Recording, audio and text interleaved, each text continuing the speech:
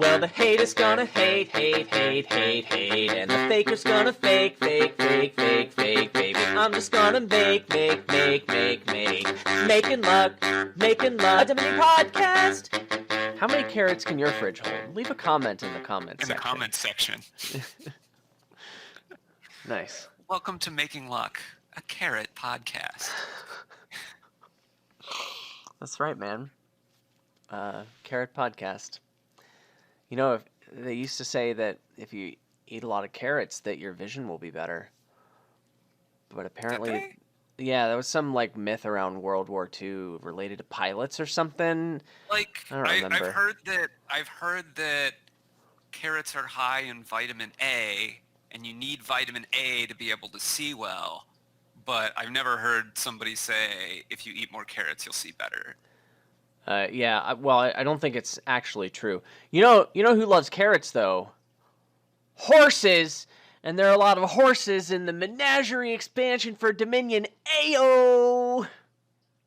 Do horses actually like carrots? Yeah, horses love carrots. You ever heard like the carrot on a stick, like where you're riding a horse and you have the? I know that it's a cliche, but I'm just like not a very outdoorsy person. I didn't know. Neither am I. But actually. We're Googling this right now. Do horses like carrots?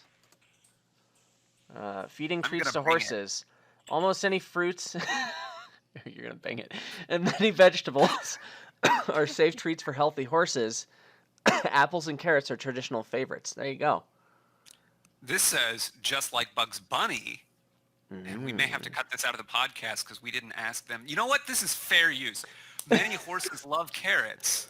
Luckily, carrots are very nutritious and make a great treat. One thing carrots are famous for is improving sight. This theory got started during World War II. We've come full circle. Yes! Oh, this is like one of the best episodes of the podcast we've ever had. That's not true. Well, thanks for listening, everybody. We'll catch you again.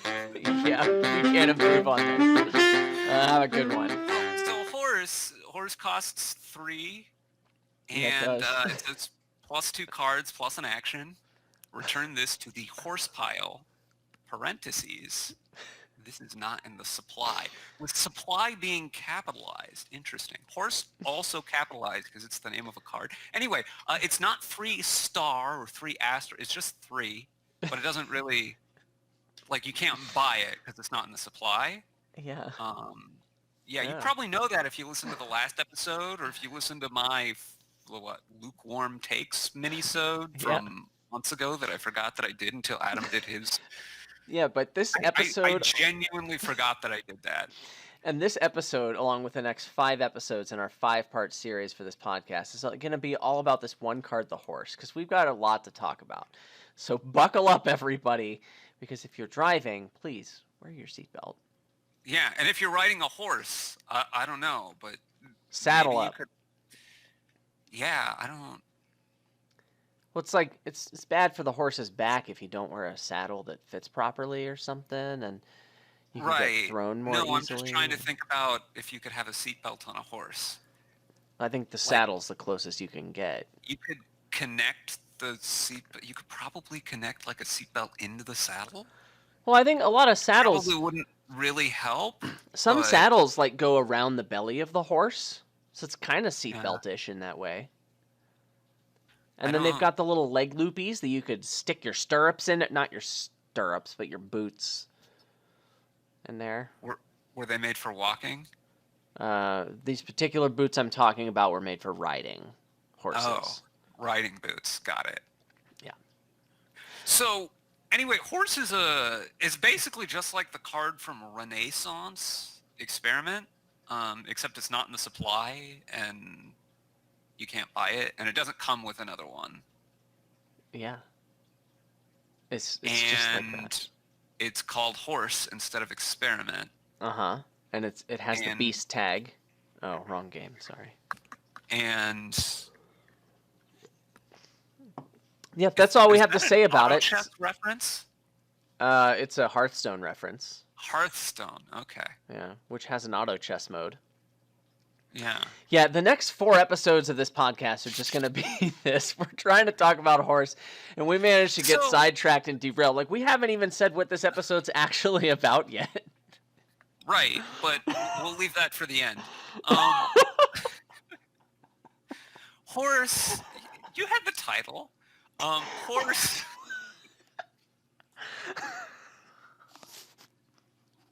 The other thing I was going to say about horsefly is different than experiment. There's 30 horses in the horse pile. Thanks. Thanks for letting me know, man. Important to know sometimes, because they can run out. And if there were fewer than 30, they would run out more often. Like if there were 10, you'd run out of them like a lot. I bet, yeah. So, yeah, we were gonna talk about Menagerie, the expansion, and we were gonna talk about horses.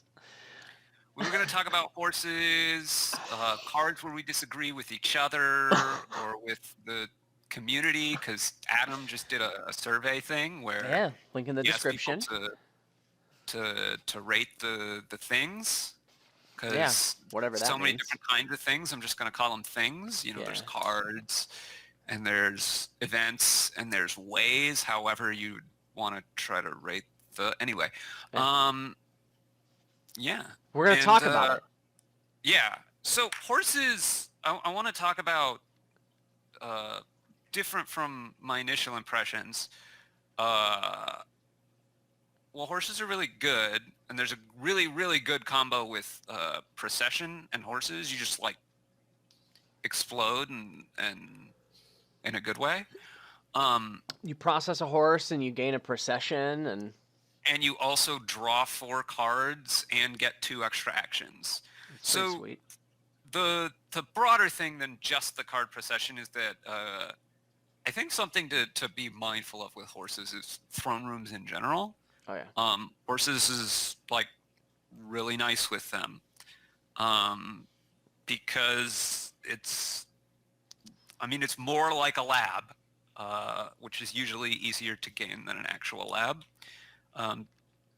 You throne room a horse, you're pretty good to go.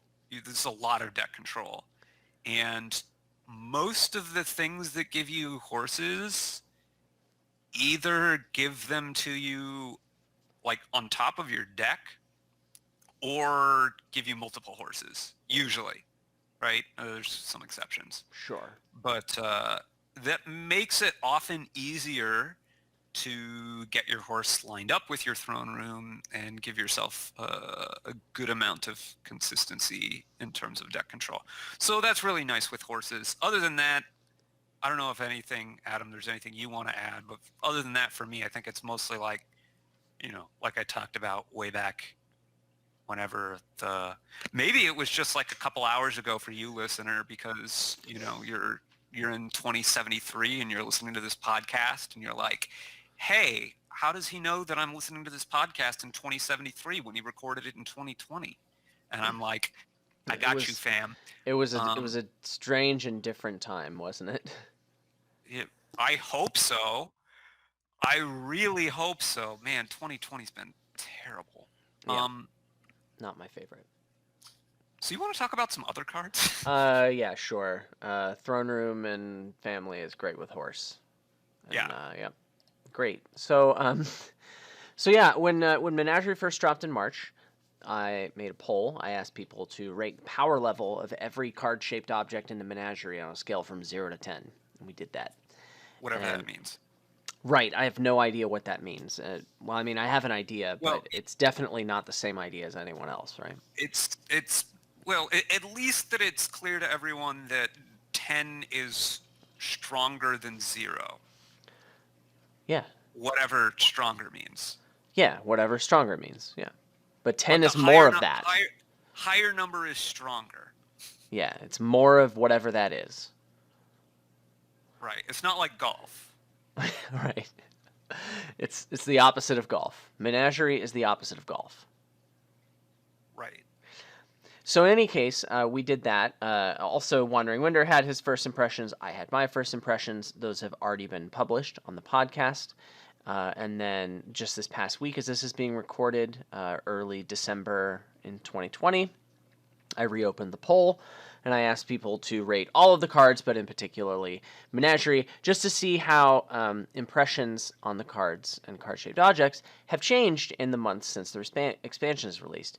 And so that was done, and also Wandering Winter and I have both reflected on our first impressions and made a couple adjustments based on a few months of playing with the cards. Yeah, and I'm going to tell Adam how terribly wrong he is, and he's going to tell me how wrong I am, and we're both going to tell you how wrong you all are, and Right. we're going to have a bunch of fun doing that. Yes. Can't wait, man. So, want to dive in with our first card here? Sure. So, I want to start in a semi-particular, or I want to start with Slay, okay? Let's start with Slay. Let's go. So Slay, I'm not going to read the card. You probably listened to it on the previous episode. I don't want to read all these cards. But you get 2 horses, and there's a reaction bit that you can stick something on your deck or in your hand. It costs 2. So yeah, the thing about this is like the comparison is, or at least the comparison I originally thought of was to like Moat, or Moat without its defensive reaction, right? It's just some like a lackeys that didn't come with villagers, right? Like, is it better or worse than just drawing 2 cards immediately? And I think in general, it's worse. I agree. Like you said in the last video, gaining 2 horses is good, but it's not as good as gaining 2 cards. Yeah. And yeah, gaining 2 cards would be great. I'd like 2 provinces, please. Yeah. But it's also not as good as drawing 2 cards, which is, I hopefully clear to everyone what you meant when you said that. Yeah. And yeah, I thought that was true at the time, and I still generally think that it's true, but there's a but. I think I underestimated the reaction on this card. Like, you don't want to get this card for the reaction very often, I don't think. But when you have this card, man, it really helps quite a bit. And like, if you get a stack of Slays, it can help a lot. Yeah, like Slay is one of those things you just kind of shove a bunch of them in the deck, and good things happen to you, you know? Right. So like, if I'm using Slay as a significant part of my deck control, I'm trying to draw my deck using Slay as a lot of the draw component, right? With some villages, obviously, right? If I end up with like 3 Slays in hand and I need to draw more cards, I can play one and react to the other 2, and boom, I've got 2 horses now. And if I'm drawing my deck, then it's pretty nice because I will probably be able to redraw those Slays that I discarded, right? So that, and just my general appreciation of horses due to the throne room thing and whatnot, and to some extent, like, oh, I drew this Slay dead, which is not good, but like, okay, well, if I'm gonna gain a card, I might be able to gain it to hand, or I can at least top deck it, which is, again, it's not worth getting a Slay just to be able to top deck whatever card you're buying. Usually, I'm sure you can edge case me. That value adds up, and I think it's a pretty decent little. Having said that, I still don't think it's great. Like, you know, it's slow to start drawing cards. The first shuffle that you draw your Slay, it's like anti-deck control. You have to get through to the next shuffle to get those horses where it actually helps you. Yeah, a lot of these horse cards tend to be that way, where it does hurt you to play them the first time. And, you know, if you draw your deck every turn, then it's only that first time that it hurts you. But that's sort of a best case scenario, and you know, it does have that problem. On the other hand, gaining horses is still good, and you know, the reaction is another thing you can do alongside of whatever that is that can give you a little tempo boost if that's something that you decide you need. And also on subsequent shuffles, like having the horses in it and not having to play your draw card as a terminal helps your consistency quite a bit. Like, it's going to be worse that first shuffle, but the later shuffles, it's probably better. Like, once you already have the horses, you've taken that hit. I'd rather have 2 horses and a Slay than lackeys with no villagers. Yes. I think, usually. Right, and then you get options for like, you don't have to play the sleigh on the last turn, or if you decide you have something more important to do, and you get those options too. Right. And so Sometimes you can once, bank horses because you didn't yeah, need to play them all, and then that helps your reliability more. And yeah, it can help you green, which is something that a lot of times you end up doing in a game of Dominion if you want to win. often, but not always. Right. Yeah. There's a video I put on my channel today where, due to the next the next card we're gonna talk about, which is Black Cat, neither of us ended up greening at all in the whole game. Oops. Well, there was also Salt the Earth, so we salted the Earth to score points and end the game. It was very interesting, I thought. Huh. So Black Cat is. Are we ready to move on from Slay? Yes. Yeah. Okay. So Black Cat is this. It is like a moat, except instead of the reaction has a different reaction where you get to react it anytime and play it anytime your opponent gains a victory card, and if it's not your turn when you play this, i.e. you're reacting it and it's your opponent's turn, then everybody else gets a curse. Yeah. So this is like quite a bit better than I thought it was originally. Yeah, I remember seeing the numbers when this was coming in first impressions, and I commented on it on the video. Like, I saw people give this like a 3 or a 4 or whatever, and like that's nuts, man. This is way better than that. Like sometimes this card, the reaction doesn't matter at all. That's pretty darn rare. Like even if there's another cursing attack, right? Mm-hmm. Then you would think the reaction doesn't matter, but like just being able to play this on your opponent's turn is a pretty big deal, even if it's not giving out a curse. Right. Like it makes you extra reliable because you don't have to have your village before it because you played it non-terminally on your opponent's turn by reacting it. And ambassador anyone? You can react this. You're not giving out a curse. The other thing about reacting it is sometimes you get to play it twice effectively in a single turn cycle for you. So your Right. opponent buys a green card, you react and play it, they end their turn, you discard this from play, and then you draw through your deck and you can draw this and play it again. Yeah. That is real. That comes up.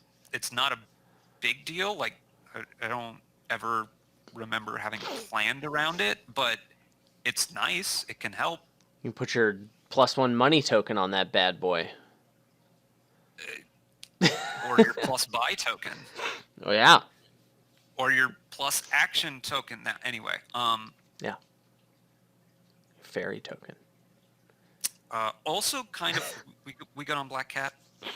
Yeah, I think people still are underestimating this thing. Like, yeah, it's not junking early, which is when you'd rather do it, but like, it is junking, and Yeah. it's going to matter. So like, it's really hard for this to be bad and not something that you want in every game. And so I still see a lot of people rating it like pretty low. Like this one got about a 5.5 out of 10 overall for average, and there were a lot of people that rated this really low. And like those people need to lose some more games to someone who gets a Black Cat.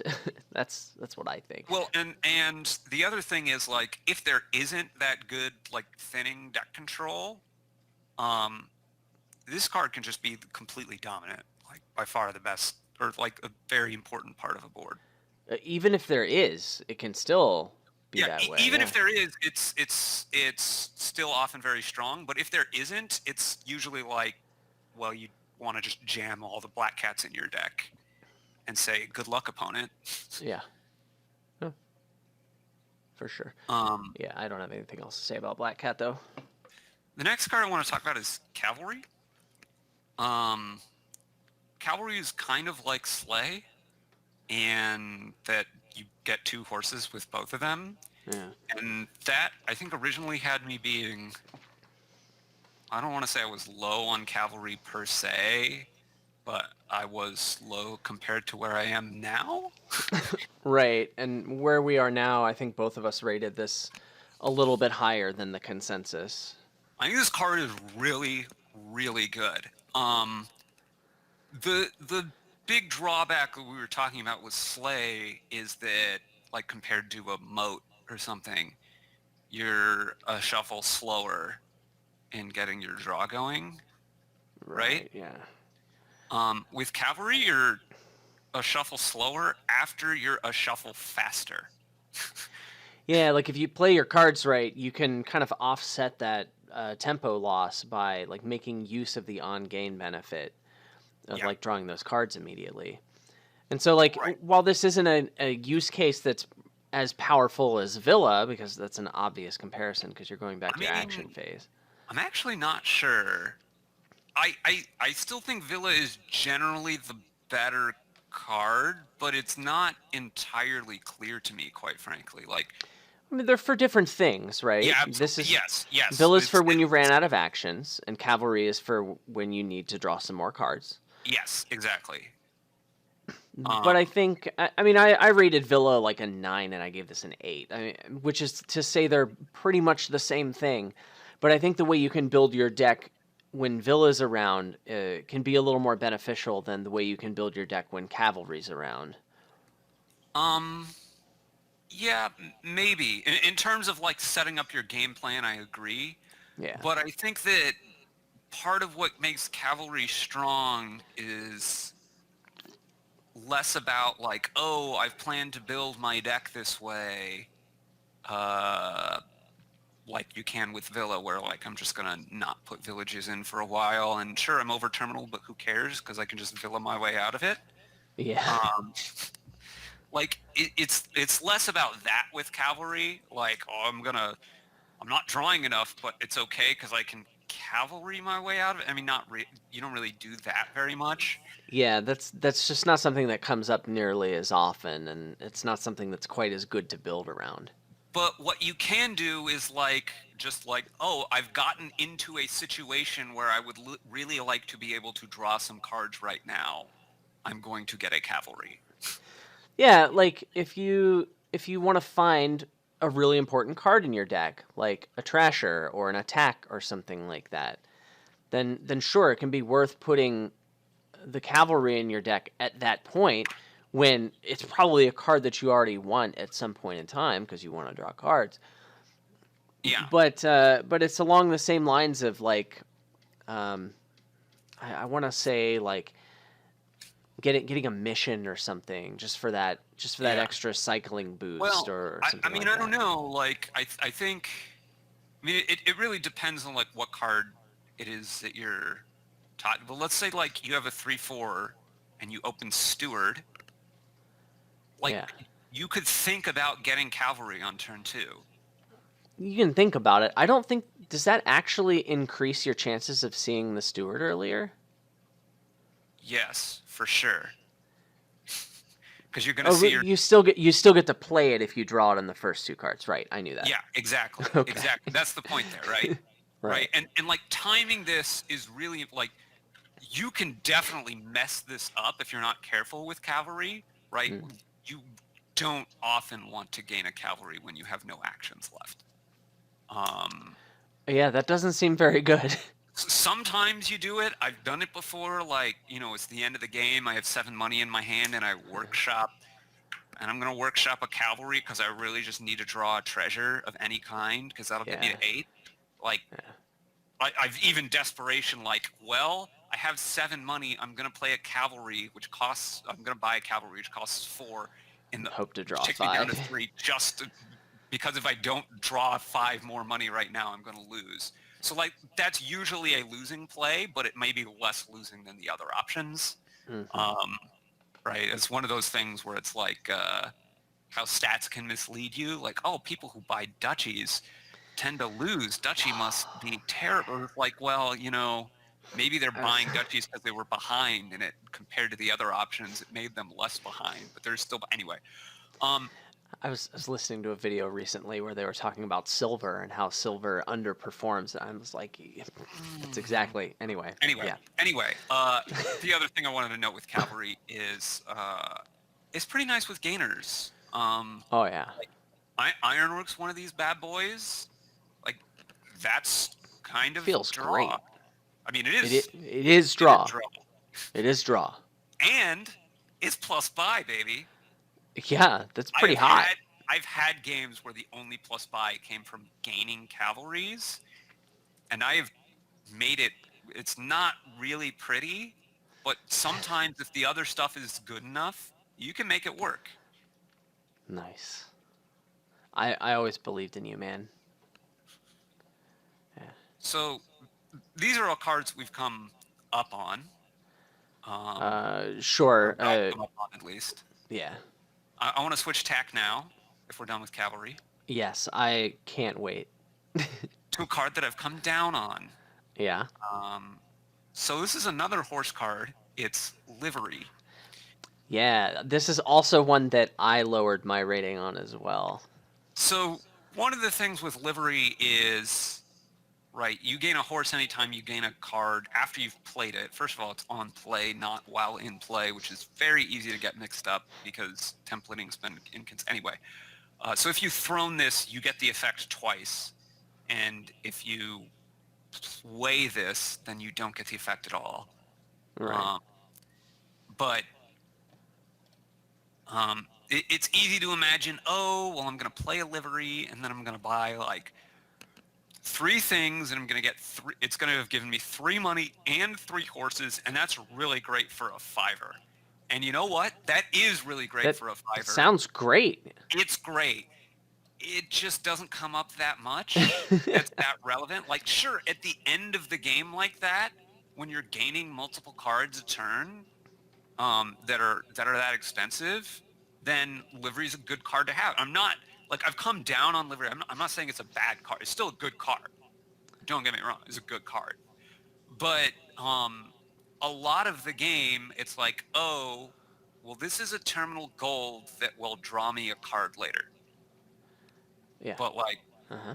later is not as good as now. And like Mhm. terminal gold for 5 is fine, but it's not, fantastic. Yeah. So when I originally rated this card, I gave it a 7, Mm-hmm. and I bumped my rating down to a 5. Mm-hmm. The community had actually 0 change. It was 7.74 before, and that's where it is now. Even though potentially different people rated the card. That's what you call precision. Yeah, it actually down to 2 decimal places is exactly the same mean, which is apparently what people care about. Which is not mean. It's nice. I suppose. In any case, though, like people really seem to like livery a lot. Yeah. And I don't know. I used to like it more, but like for a lot of the reasons that you mentioned, like that kind of thing just doesn't happen. And like if I'm thinking of something I want to spend my terminal space on, man, usually there's just more important stuff to do than drawing a card later and maybe getting 3 money without a buy. Like this just needs so much support to be really, really good. And then when it is really, really good, it's not really, really good. It's just kind of fine. I mean, so like it's really, really good, but that's not that often. And I guess it's still not like, I guess by really, really good, you mean like Bridge or Goons or something. It's not at that level of payload. Yeah, it just never gets to be that good. Right. Yeah, I mean, I think I might be a touch higher. I think I rated this a 6, I think. Yeah, you did. Than you. Like, I still think I would probably usually want a livery, but like I'm gonna get a livery like right about when I'm ready to green, right? Like if I'm gonna be double provincing as like my last money to get to that double province stage, I like a livery because that way as I'm double provincing, I don't need to then continue to get as much draw to be able to keep drawing my deck that is filling up with green cards. Like I think livery is really good in that role, and like sometimes you get one early because you just need to keep hitting 5 and 6 or whatever, and it's fine there. There's nothing wrong with it. It's just not like, wowzers, this is amazing. Very often. Yeah. I feel you, man. Another card I've come down on, and I don't know how you feel about this, but Coven. Yeah. I did decrease my rating on Coven. Yeah. I gave it a 9 before, and I changed that to an 8. Yeah. So I remember, and when I was listening to your initial impressions, I really remember at some point people were like, man, this card is so good. It's like better than Witch because you get to dump all the curses at once. And like, I never thought that like you can concoct scenarios where that does make it more damaging, but usually the bigger deal is you want to hit them before they have deck control, and Coven is not very good at doing that. Right. I think if you're comparing Coven to Witch, then I think in the abstract that's not really where you want to be, because for a lot of reasons. First of all, I mean, the main advantage that Coven has over Witch, right, is that it's non-terminal. Yes. You can get multiple copies of this and feel good about it. I think the comparison in my mind, without the context of a kingdom, which changes it a lot, is I think it's more like a plunder. Yeah. Which stops being a plunder after the curses run out. Right. It stops being a plunder, and it becomes a giant, like, steaming pile that you dump on your opponent's deck at that point. So, like, it's a different thing. But, that's what it becomes. But I think when you buy the card, when you play the card early on, like, it really isn't a junker. It's a plunder. Like, plunder's great, but it's plunder. It's not a junker, right? Well, it's also, like, not typically, like, the thing that you want to be doing early. Like, oh, man, it's turn 3. You know what I really need right now? A plunder? Yeah, like, I wouldn't find myself happy to buy a plunder on turn 3, but of course that's not something that usually happens. Encampments already. Right. That's Coven won't keep your encampments for you. Right. It's rough. So you gotta watch out for that. Yeah. Hard hitting Dominion insight here.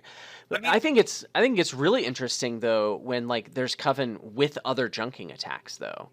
I mean, I think usually the other junking attacks are better. I mean, I guess it depends, right? Like the good ones, I think, are better anyway. Like, well, I think it depends though, because like if there's other junking attacks and the curses are leaving the pile, or that just means that you're contested.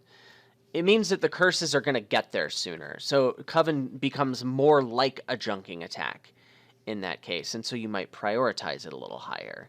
Yeah, except I think. Man, we're gonna get into the disagreement. I don't really think that's like. It's like I say, I think it depends on the junker. Like if we're talking like familiar here, familiar is so slow and cumbersome to get that like, forget about it, man. I'm going for the Coven instead because I don't want to have to get a potion, basically, right? Sure. So if we're talking familiar, if we're talking some like non-reliable junker like Jester or maybe Young Witch, depending on the Witch, yeah. Right. Like we're talking one of those, I'm probably also about Coven just because, I'm not that enthused about the other one. But if we're talking about like something that gives a curse every time and isn't so prohibitively expensive, like we're talking about Soothsayer, we're talking about Mountebank, we're talking about Witch, we're talking about Old Witch, right? We're talking about one of these cards. I'm almost always, unless I'm just like can't afford any terminal space at all. Right, and then now your decision is about terminal space, and so like the way you think about when you're going to get this card, how you're going to prioritize it, and that depends on what your opponent's doing, and also depends on your terminal space, or it depends on like I just think this card has so many modes based on like what else is around, and those modes determine a lot of what you should be doing with the card. And so I think, number one, it's very easy to not get it right and then blame the card for that. I really do think that that's something that happens. I see a lot of people saying that Coven is bad. Yeah. And I mean, I didn't view all those games and analyze them, but I have to believe that some percentage of them. I've seen every game of Dominion that's ever been played and analyzed it with absolute perfection with a supercomputer that knows all things, and the answer is 47. Wow, that's amazing. I'm sorry, Adam, it's not 55. It's 47. Anyway, I'm mad at you for that, but it's not. Don't be mad at me. I didn't decide for it to be 47. It just is. Yeah, anyway, sure you didn't. In any case, I do know that the rating, that like the community rating of Coven went down a little bit, and I mean I put mine down from 9 to 8. 9 is really good, and 8 is still really stinking good. I think you have it at a 7, which is just about where the community has it now. But I think that, I mean, there's gonna be a Coven episode on this podcast probably. Oh, I for one thing, I love playing games with Coven because it's really intricate to figure out, like, do I want the Coven early? Do I want the Coven late? Do I not want the Coven at all? Like, there's so many different ways that you can play it, and I've played several of my favorite games from the past several months have been Coven games where one player went for Coven, the other player skipped it entirely, and there was this really close, interesting game where it's, you know, you're maneuvering around the curse pile emptying because that might end the game. You're also maneuvering around it emptying because that might hurt your opponent's deck so much. The opponent had better deck control because they didn't spend their 5-cost buys on Coven, but then they got 10 curses dumped on them, and then their deck control was worse, but then you have to play catch up, and you're just like, there's tons of different maneuvering, and it's really interesting, I think. It's like what Temporum always wanted to be. Sure. You ever played that game? It's another Donald X game. No. Anyway. But I've never heard of it. I got him! I got him! I got him with the Temporum reference. I broke him. I broke Wandering Winder. Now I'm trying to figure out if that game is real or whether you've just made it up just to... Oh, no, it's a real game, and it's, like, super fun the first, like, 3 or 4 times you play it. And then you realize that every game is exactly like you described, and it's really exciting until you realize it's exactly the same. Anyway. I guess the place where I'm eventually coming to Coven is, like, I usually don't want it as my first 5 anymore. Like, sometimes there's just no way to deal with the curses ever. The deck control is pretty poor, and then I'm just, like, slamming them as fast as I can. But a lot of the time, I'm now coming to not only like, oh, well, there's a thinner, like a junk dealer I want to get first, which I might do for another cursor too. But I'm also coming to, you know what, I'm going to grab that Catacombs, you know, some draw card first. And only after I'm getting closer to drawing my deck am I going to think about adding Covens in. And it's going to have to maybe be dependent on what my opponent's done, where the game is, you know. Is it going to end soon? Are the points going to be important for ending soon? Is it going to give me some weird kind of pile control with the curse pile? Like, still really interesting, but, like, I think more interesting, in fact, than a lot of the other junkers. Like, more interesting than Mountebank or Witch, which you just slam so often. Yeah. This is really a lot trickier to time, and I appreciate that. Yeah. I agree. Want to talk about some events? Sure, let's go. Reap. Yeah. I assume that the So event is going to be in the next expansion, which is going to be about, like, needlework. Of course.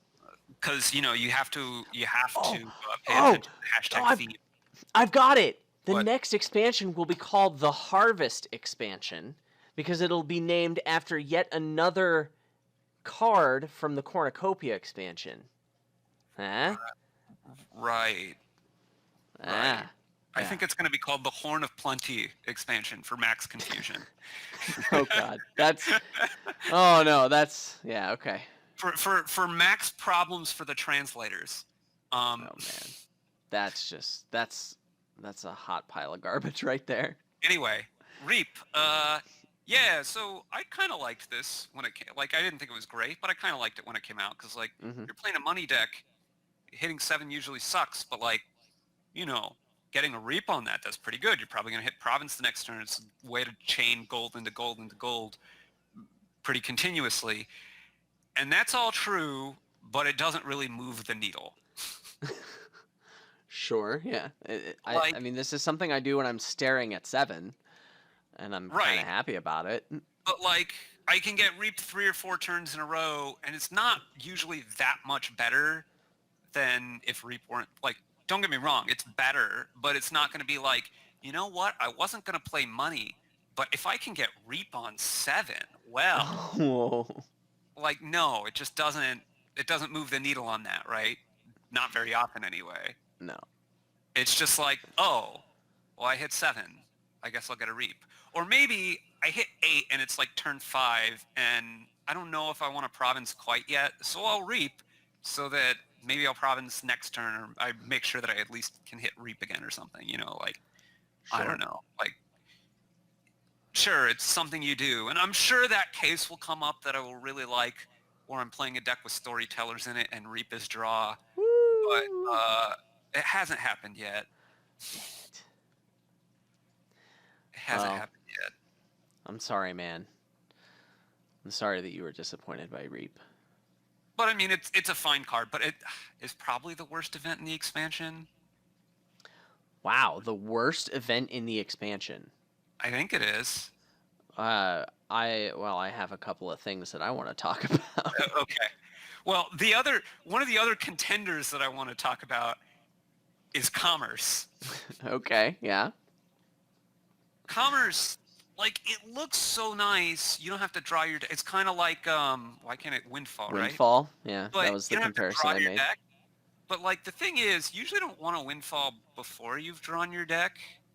I mean, I guess Sure. if you're playing a money deck, you would want a Windfall if you could on 5 anytime. Like, that'd be great. But it's also like, it's tricky to gain as many golds with commerce as you do with Windfall and have it be good. Sure. It seems very situational. I Yeah. did decrease my rating on this card. It's still a little bit higher than the consensus. It's like around a 4, and I change it from a 6 to a 5, and I think 4 is where you put it. I Yeah, think it's very, very situational for sure. I think like let's say I just want to be able to get 3 golds out of it, right? I need to have gained 2. No, need to have gained 3 other cards and this turn, and still have the money and to buy a commerce after that. Yeah. And like, Like if you usually, can do that, why do you need commerce to add to your I was payload, gonna right? say, usually by the time I can do that, I don't need to add 3 golds to my deck, Yeah. right? So yeah, that's kind of the issue with commerce. Now, sometimes like there's some kind of gainer and it can be like a cheap gold, and that's fine. I Yeah. played a game with it at some point where there was treasure trove, and Ooh. like, I It's was pretty playing some sexy. money deck. There was something else going on too, but it was like, I play a treasure trove, I buy a commerce, and that's like, I gained 2 golds and I It's pretty gained the good. gold from the trove. Like, man, can you imagine like that with Guildhall? Ooh. Anyway, I digress. Uh, there's some situations for commerce, but like you say, it's very situational, and I think it's markedly worse than Windfall. Well, I mean, I agree with you, but I think there's a lot of room to be worse than Windfall and still be good. Sure, I think With Windfall is pretty good. with that said, I wouldn't use the word good to describe commerce. No, it's good in comparison to like Harvest, like that card that you just mentioned. Yeah, Harvest. the nice thing is that like it's an event, so you don't have to commit to trying to set up this situation by putting a card in your deck. You can Like just kind of Harvest. try and yeah, like you can just kind of try and make it happen. And if you run into that situation, great, you're gonna have a good commerce. And if not, well, hopefully you've got some other good things going on in your life. And I mean, I have had games where I used commerce as my econ. Like, there's just really good deck control, and like, I've even done where it's like, well, I'm gonna buy a village and a copper and a commerce because I have so much deck control that I can afford to get the copper just to give me another gold, right? Like, yeah, it's a different way you can build your deck by getting super thin or getting thinner than you might otherwise, because you can flood with golds in a particular way. But you need a lot of deck control and like the spare buy. Like, you could even like, oh man, now I have the dream of like, I'm gonna buy a copper, I'm gonna buy 5 differently named ruins, I'm gonna buy desperation, get a curse. Yeah, I'm gonna commerce. Oh baby. Anyway, that's a pipe dream. Ha baby has been called. Ha baby has been called.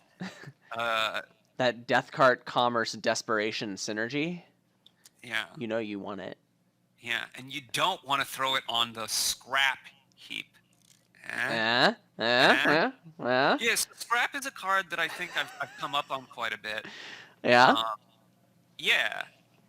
Because it was actually interesting. It was like pretty soon after the mini-sode.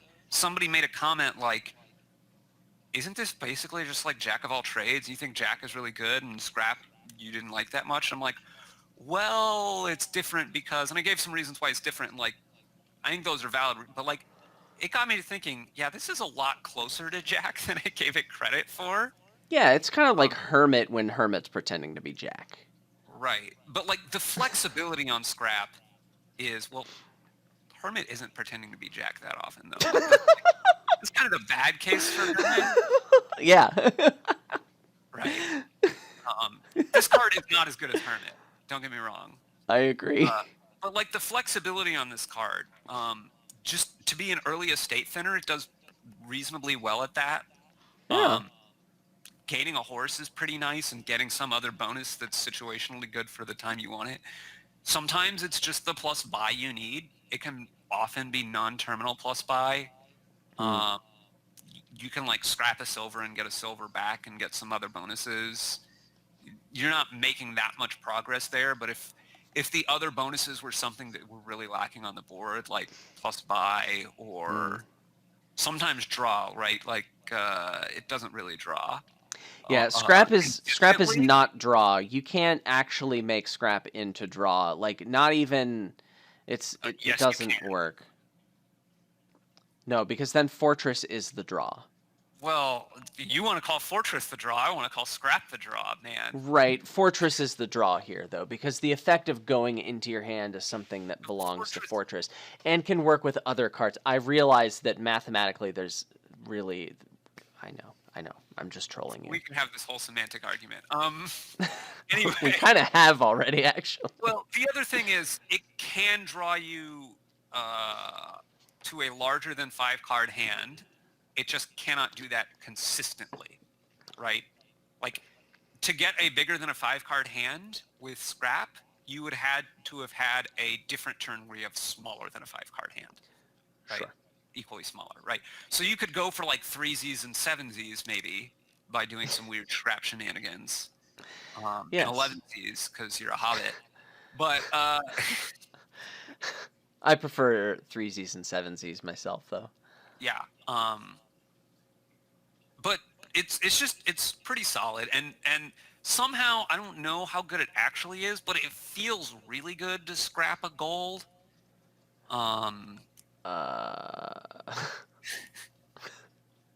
That's not something I do very often, unless I'm like just having It's fun. not something I do that often, but I mean, I think the biggest use case for scrap usually, right, is you use it to get rid of your opening estates, and then later on it just kind of does whatever you needed to do at the moment, which it's not great shakes then, but you can usually find a way to make something reasonably useful out of it. It doesn't just like go dead like I don't know, what's some card that's really bad at trashing anything but a state? Remodel. Sure. I know that's but yes, I understand the point that you're making here. I just think scrap is solid enough to open with, and it does enough for you early on that like I like it better than research. All right, me too. There you go. That's the card I'm looking for. You're just happy to open with this thing, and you can even open with 2 of them if that's something that you really want to do. And then sometimes, like if there's good fodder, you're pretty happy to feed like rats to it, or Silk Merchant. Rats. There you go. That's another way it can draw, with rats.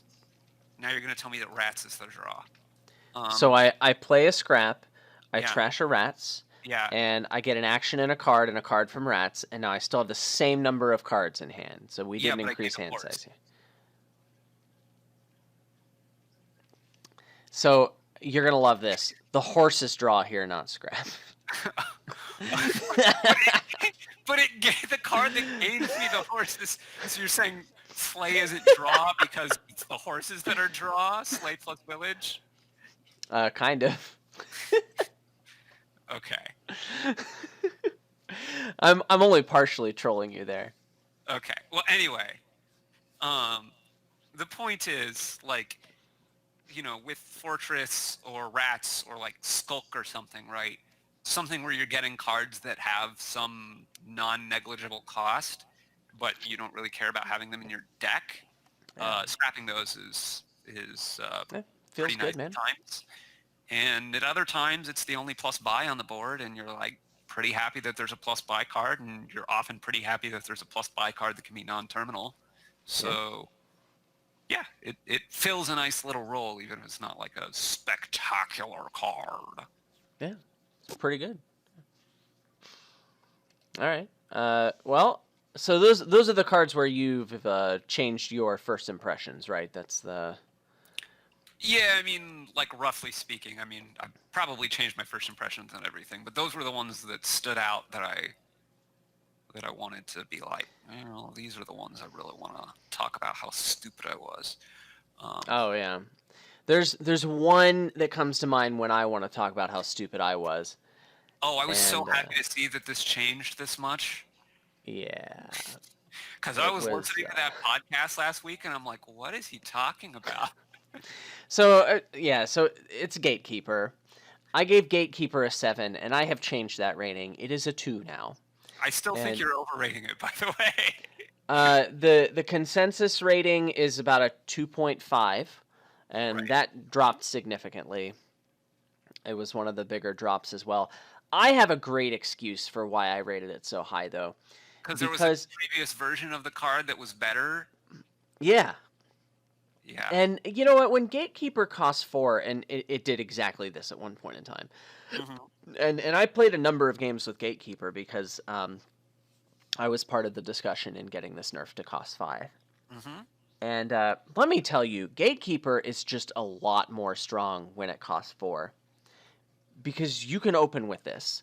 Yeah. And it means that you're basically going to be hitting 5 on turn 4 or turn 5. Or actually, you're basically going to be hitting 6.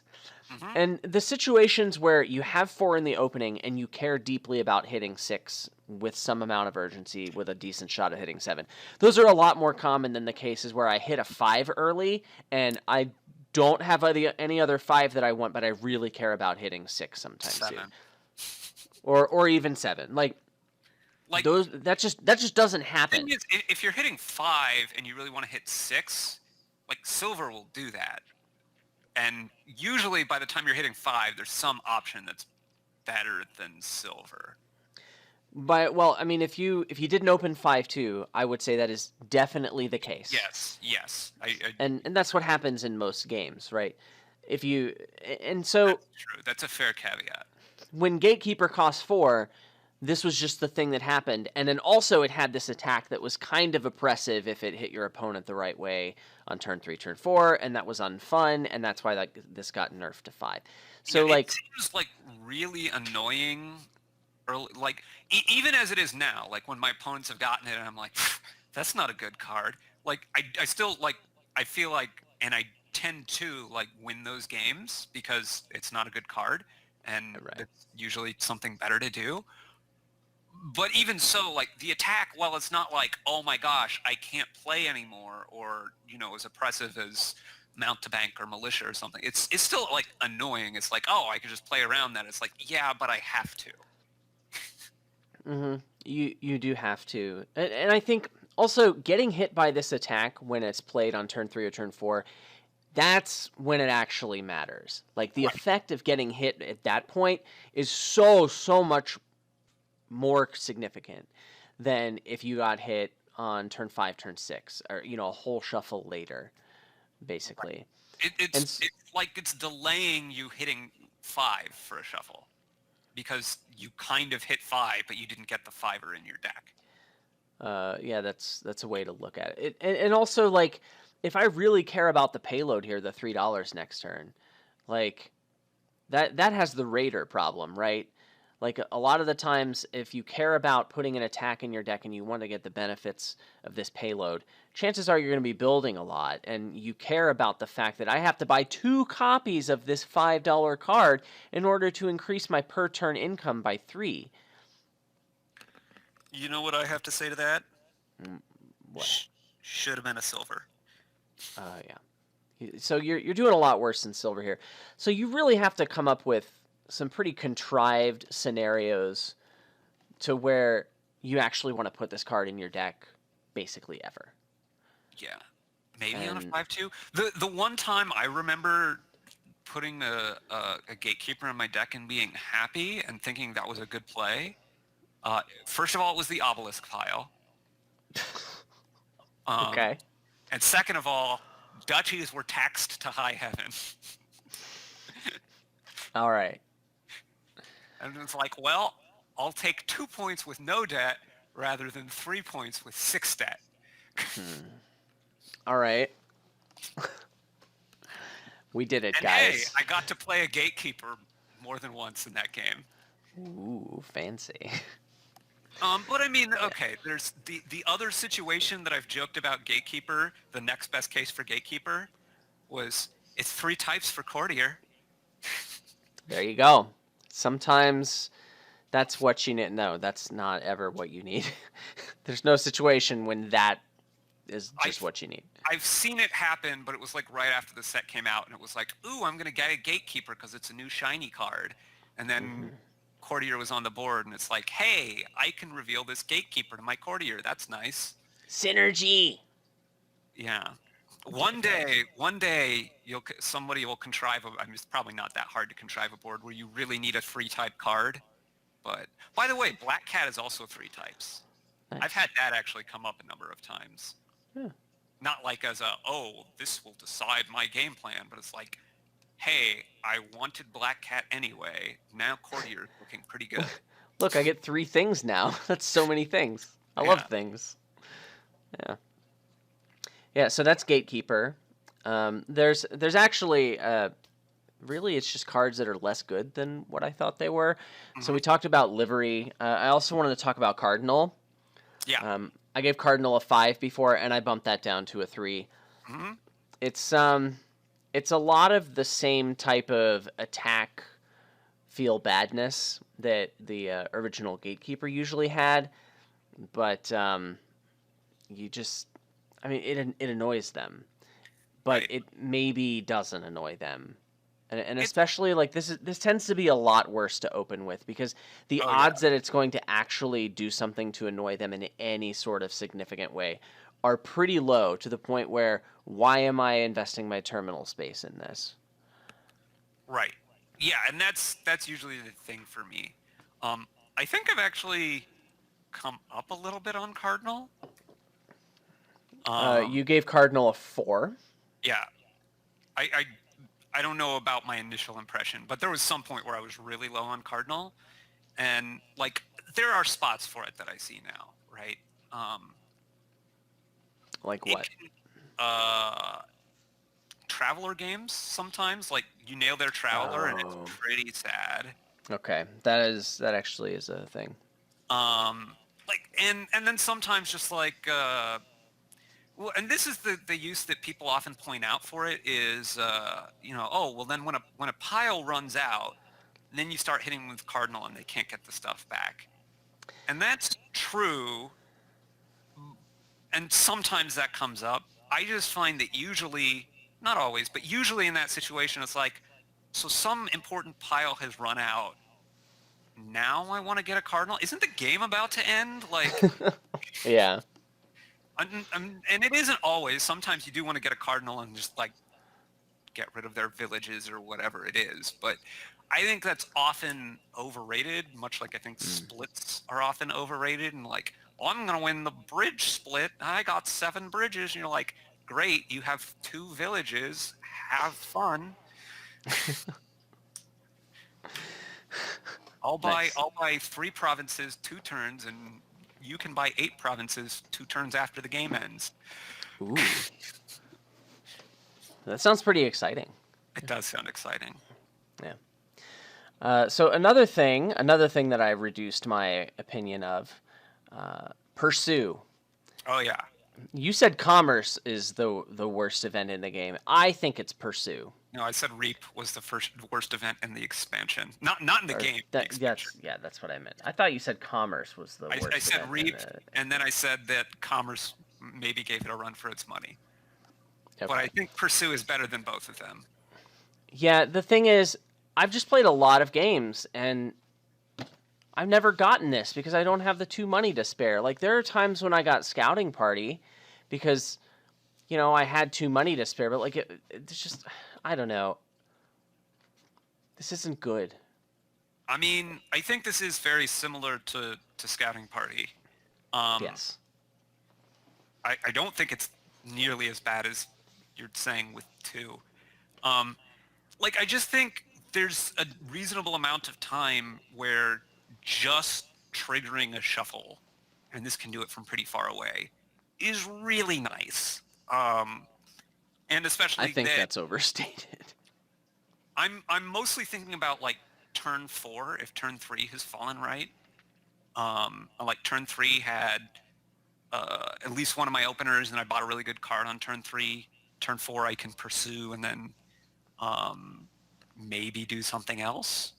And then I have a small shuffle on turn 5, and it's got a couple good cards in it. And like, I'm not going to build my game plan around pursue.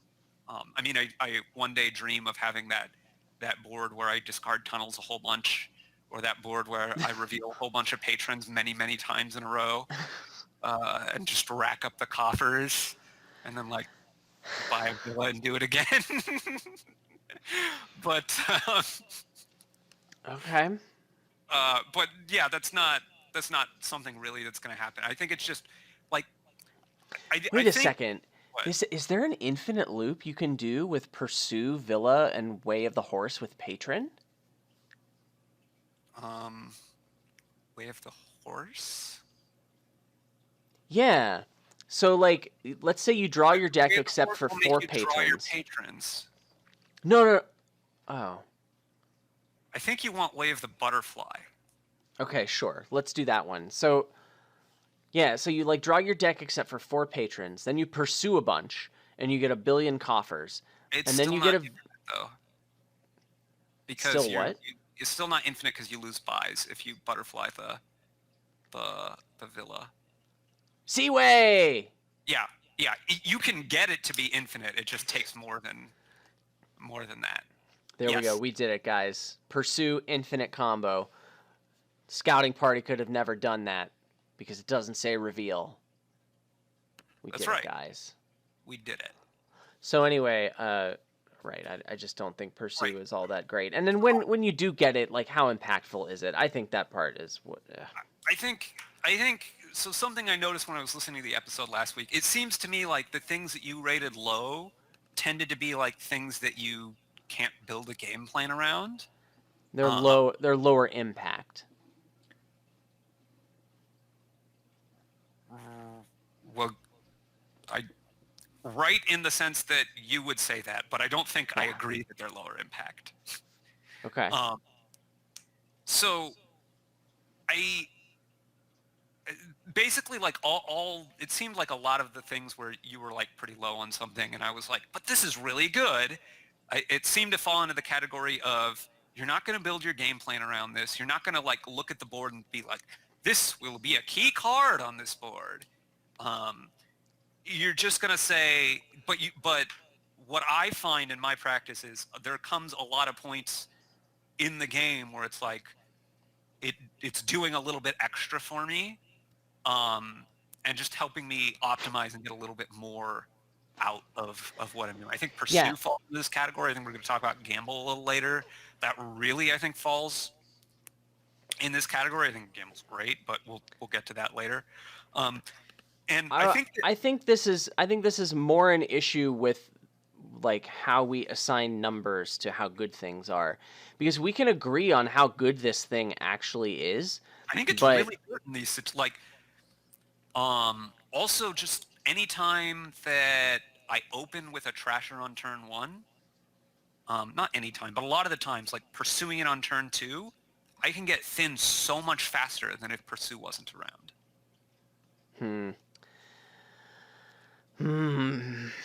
Also, like, I might be convinced to make this a 3 instead of a 2 because of opening shenanigans. Something and then buy a 2, or I'm going to pursue something and then buy a, like on a 3-4, I'm going to open steward, and then I'm going to pursue the steward, and then I'm going to buy a lackeys. I don't know, whatever. That's a good opening.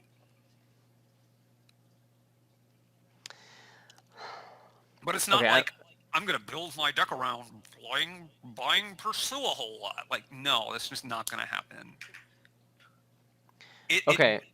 I think it is largely something you do early, and then like when you're doing it later, you're not that happy, or it just doesn't matter that much. But I think the impact that it has tends to be early in the game, and it kind of makes sense, right? It's when your good cards are so much better than every other card in your deck that you're willing to throw away a lot just to find them a lot more. Because your starting cards suck, and so you have like 2 good cards, and you just really want to find one of them. Okay, that's reasonable. Anyway, continue. Well, as I was gonna say, I would be willing to give it a 3 instead of a 4. Hot action. In light of that, this is starting to feel like Night Watchman, only a lot better because you don't have to put a Night Watchman in your deck. Which is the problem with Night Watchman. I hate it when that happens. Man, I was watching a game the other day, and somebody got an early Night Watchman, and it was like letting them get through their Traveler line a lot faster, right? That's another thing you could do with Pursue, by the way. They were getting through their Travelers a lot faster, and then it was like turn 5 or 6 or something, and they were up to like Disciple or something, and like they have these 2 bats in their hand, and they choose to and they had supplies, so they're putting horses on top of their deck, and they're like still not trashing their Night Watchman. And I'm like, it's only looking at 2 cards because you have horses seated on top of. Why aren't you trashing anyway? Okay. Cool story, bro. Pursue is not a combo with supplies. Yeah, that doesn't seem that way. So the last card that I decreased my rating on was Stampede. Yeah. I gave this a 5 before I took it down to a 3. Yep. It looks like you are in agreement there. Both of us think this is a 3, and the consensus is right about a 5. I'd like to know when these people are buying Stampede and having it actually be good. Like, I understand it can happen, but like, that's not a place that you want to be, and the upside of it is mediocre. I do want to mention, you were talking last time about you hadn't found that combo with it yet. There is one there for Stampede. All right, let's hear it. It's Storeroom. Stampede Storeroom. Yeah. So you draw up to a, what is it? It's a 10-card hand. Okay. Right? Is that right? Okay. And then you Storeroom, and you discard most of your cards, and then I think you have like, I'm trying to think, you need to have 13. Yeah, and you had 10 cards, right? So you had 10, but one of them was a storeroom. You need to have so like a few silvers, 2 golds or 4 silvers. There's a way you can do this. I haven't ever actually had it, but I am told by people who have practiced it that like it's fairly consistent and fairly quick to get set up to where you're. And I can't remember whether you're trying to build to like double Stampede, or I think there's like some options that you can do, but usually you're just going for Province Stampede, and you have like a couple storerooms and some treasures, and you can actually get set up kind of fast to where you're like province and stampede every turn. That's the one.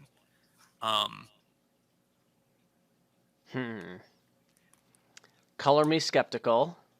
It's not like Lurker Hunting Grounds or anything, but it's something that you might play on a real board. I'd like to see some numbers on that. How fast can I get to 4 provinces, 8 provinces, that kind of thing? Yeah. I think it's like relatively similar to Gear Money? Question mark? Okay, So like but it not gets wrecked by attacks a lot more. Well, just discard attacks. Yeah. Discard attacks, yeah. Anyway. So that's a thing. I had a game where somehow it was a colony game, and it ended up this weird thing where it was like you wanted to do a thing where you stampeded and you played a whole bunch of horses and then a goons and then like get back to it was very strange, but it was like pretty good there. And like I had a Margrave and I'm like, I don't want to play this Margrave because I just want to keep I don't remember. There's a video on my channel. There's some weird cases where it does some pretty nice things. If you want to hit like 7 early, it can do that for you. Like if there's inheritance on the board, there's a pretty decent chance that the first time you hit 5, you want to stampede because it'll help you hit 7 once. Yeah, it's like a situational mini tactician. Yeah, or like Forge sometimes, right? Similar to that, right? But I also find like for me, for the most part, like you have a 5-2 opening, you can get stampede. Like let's say there's nothing you wanted for your 2, you can get stampede on turn 1, but it's not usually much of any better or worse than just buying the 5er right away, assuming you didn't want a 6 or a 7. Right. And other than that, like, yeah, if I'm playing a money deck, kind of like what you said on your first impressions with Mission, if I need to hit province and I miss province, duchy doesn't really matter. There's a good chance I'll stampede then, right? I can stampede most turns in a money deck by the time that I'm, midway through the game, because I'm not playing that many cards in a turn, and it well might be better than a duchy. So that's like the biggest use, but that's not a lot of value. Yeah, so it's pretty situational. Yeah, it's definitely situational. Like I say, I think I've seen like 2 games where it was like, oh, stampede is an important strategic. Oh, this is the other thing. Keep in mind that it can empty 5 changelings. I'll remember that. I've seen that come up where it's like, well, piles are getting low, but stampede empties the last 5 changelings. There's no doubt in my mind that you have seen that come up. So I've seen it be important in like 3 games for a strategic purpose, but it's not a big impact card. All right. Well, those are all of the big changes that I made, at least comparing my first impressions to the current thing. Yeah, let's talk about ways where I think that everyone is wrong. Wrong? Yeah. Let's talk about that. So we previewed this a bit ago when we were talking about Pursue, but Gamble. Oh man, Gamble is great. So you said that Gamble isn't a big effect. Right.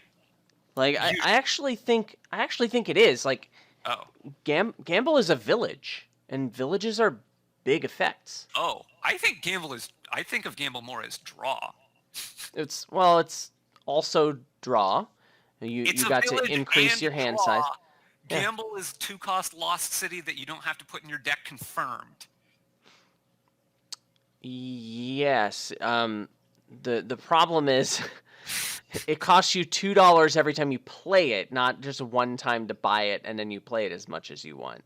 Right. So I think a big thing for Gamble is kind of similar to what I was talking about with Pursue, which is early in the game, actually. Really? Yeah, I really do. you want to trigger, you want to get back to your thinner fast. You just gamble a few times, and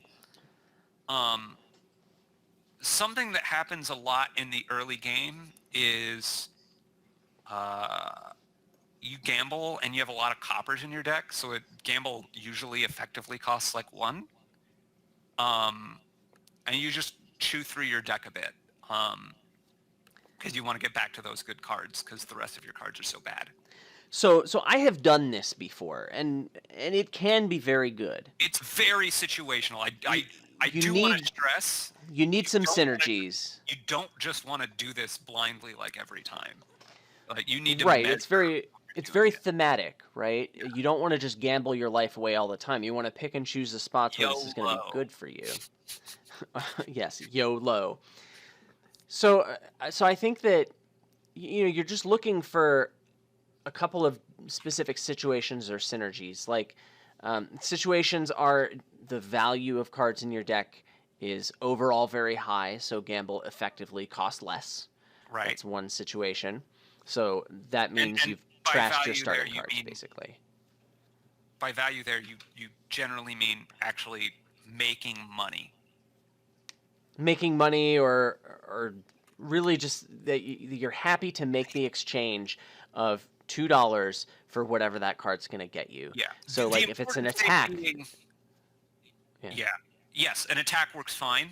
The important thing though being that it's not like I've added a bunch of draw cards to my deck, because you don't really want to gamble into those. Like, sure, it's like I didn't find all my payload this turn. Yeah. And I'm going to increase my payload by gambling because I'm going to find this workshop, right? And now I don't have to spend a buy and I get to gain an extra thing. Or it's important for me to play an attack every turn. I didn't find it this turn. I'm going to gamble until I find it. Right. Or just I think probably the most common scenario I've found is that it's like the thing I want to buy this turn doesn't cost as much money as I have. And either there's a good card I might hit, like a workshop or an attack or whatever, or there's a bunch of bad cards I'd like to skip past, right? There's estates on top of my deck, and I don't mind because I'm not going to use the money anyway. In either of those cases, like skipping a bad card or getting an extra payload effect, both of those are really nice to have for free, effectively, if you weren't going to use the money anyway. And then, like, sometimes it's like that turn 4 scenario, and you're like, I just want to trigger this shuffle because the cards in my hand right now and in my deck are so bad, and the cards in my discard pile are so good. But it can be worse than Pursue. It could be worse than Pursue. Yeah, it could be. There's occasional cases I've seen where there isn't other draw on the board, but you can get thin enough and your like deck contents making enough money, what have you, that you can basically have gamble be your whole draw assemblage. Yeah, and that was another case I was talking about. Like if you can just trash all your starting cards, and like the overall value of stuff in your deck is going to be to where that exchange is good for you, then yeah, you can just enter your buy phase and you can just shove your deck completely full of payload and just gamble, Yeah. That doesn't happen very often, I find, and typically you have to have some really good money producing card, which also gives buys usually. I'm thinking like Gold Flood, so like donate Market Square. Sure. Yeah, donate Market Square. I'm thinking or like Tunnel or something like that, The big case that I found, if you can draw your deck and there are stockpiles, sometimes even if you can't draw your deck. There's the gamble stockpile loop. That is a thing.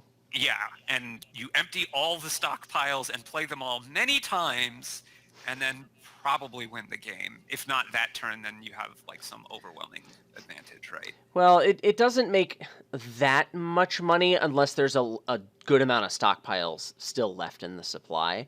Right. But if there's like if there are like 7 stockpiles in the supply, you can usually pile out you can usually like empty 3 piles and score like 20 points or something. But the problem is, why are there that many stockpiles in the supply? Yeah, the thing is, even if there's only like 2 or 3, you can make like, I don't know, a couple bucks, 15 or 20 money or something, and you're denying all the stockpiles from your opponent, and like you're just way ahead usually, right? Because it hasn't cost you anything, and you've gotten some free money in buys. If what you want is to gain a lot of stockpiles, I think that's especially good. It can take you from a place of I've prioritized deck control, and now I can shove all of the remaining stockpiles in my deck quickly because that's a thing that I want. It allows you to go for a build like that, as opposed to something that you might more commonly see with stockpile, which is not a card that I have on the list to talk about, but like it's a very strong card, and the fact is like you need to just be getting it. Stockpile? It's not on the list. Okay, we're going to talk about stockpile right now. Stockpile is really good, people. It was rated really highly. Like, I gave it a 9, you gave it a 10. It's one of the highest rated in terms of what the community thought in the entire set. You're all underrating it, people. This is my different consensus. This card is a 10 out of 10, okay? Like, I mean, they gave it an 8.5. It's not that underrated. How can you rate it so low? This card is a 10 out of 10. I gave it a 9. Why are you so low on stockpile, Adam? Okay, so I know you're trolling me, but this is actually something that I was thinking about, and actually applies to Gamble. Because here's the thing: we're talking about Gamble. You gave that an 8. I gave it a 5. Yeah. I don't think we actually disagree on like when you use this and the impact that it has. But you gave it an 8, and I gave it a 5. I don't feel compelled to change my rating. I don't think you feel compelled to change yours, right? Nah, Gamble's an 11. Okay. All right, I stand thoroughly corrected. And you know, the consensus, the rating is just above 5. And so maybe they're missing something, or maybe the fact that this is more situational causes people to rate it lower.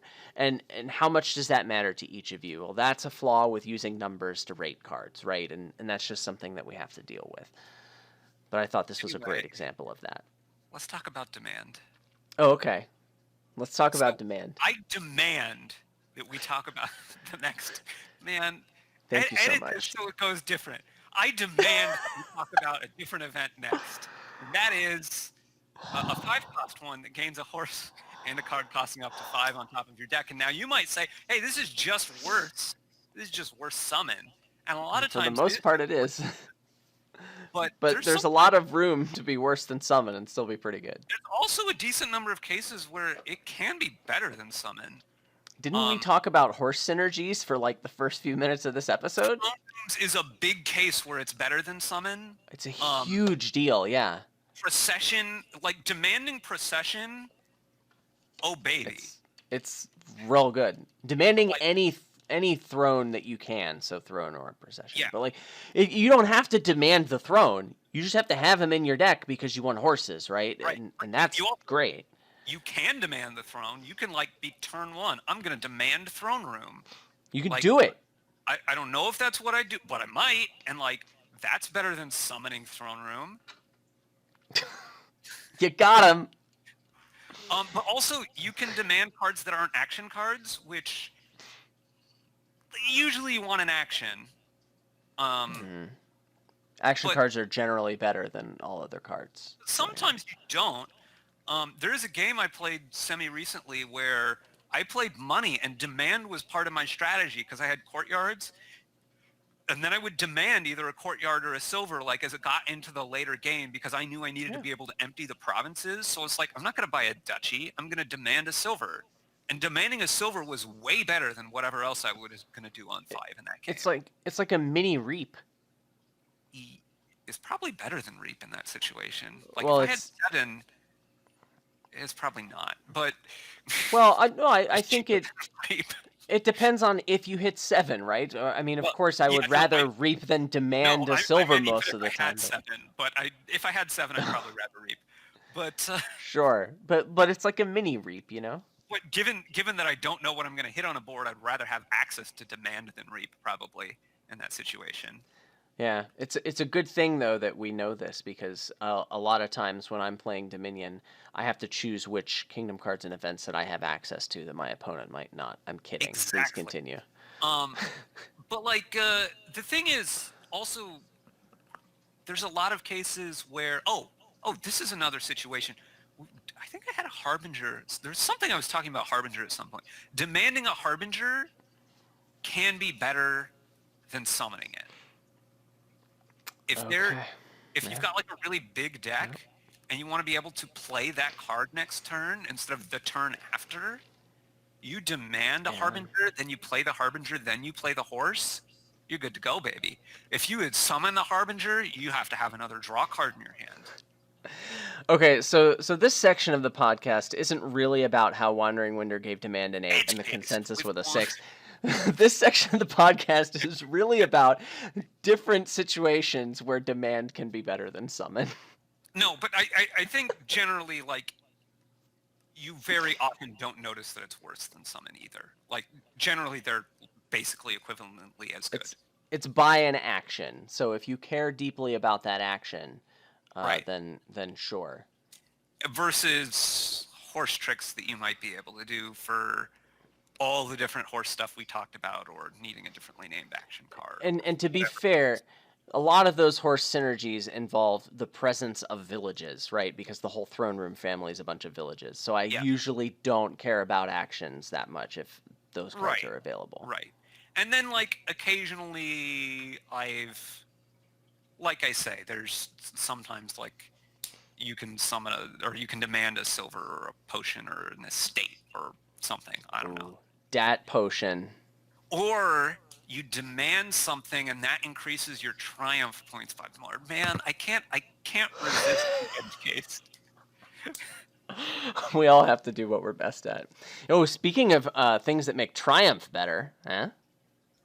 Yeah, there's 2 events in this set that cost 10, and I think people have them kind of backwards. So Alliance gives you one of all the basic cards, not curse. Apparently, you know, there was an earlier version. When you said that it did 1 point. I think that would make it a lot worse. Yeah. Worse. Yeah, it did. I think Alliance is really good. Really, really good. You gave it an 8, and I gave it a 5. I don't think, kind of like Coven and Stockpile, I don't think you just want to buy it willy-nilly every time you can, right? I agree. But I think in most games, you really want to get an Alliance at least at some point. Well, it's really nice to be able to just, like, get 10 victory points for one buy. Like, that matters if you're building more. It matters if you're building more. It also matters, like, it's pretty good if you're playing money and you can make it to 10. Just like it increases your money density. Well, it doesn't. Okay, it doesn't increase. It's unclear what it does to your money density versus just getting a province, but it's pretty close. Yeah. And like, if you have potential for terminal collision, then it really alleviates that. But also, and it's also like, more points. It's more points without really hurting your decks significantly more than province, and maybe hurting it less than province. So, like, it's pretty good in those situations. And then if you are building bigger and drawing more and doing more stuff, you usually want to Alliance at least at the end of the game, because if you don't, your opponent probably will and just win the game off the back of that. So you need to play with it in mind at some point, even if that isn't like, the first greening I'm going to do is Alliance. That's a good voice. Yeah.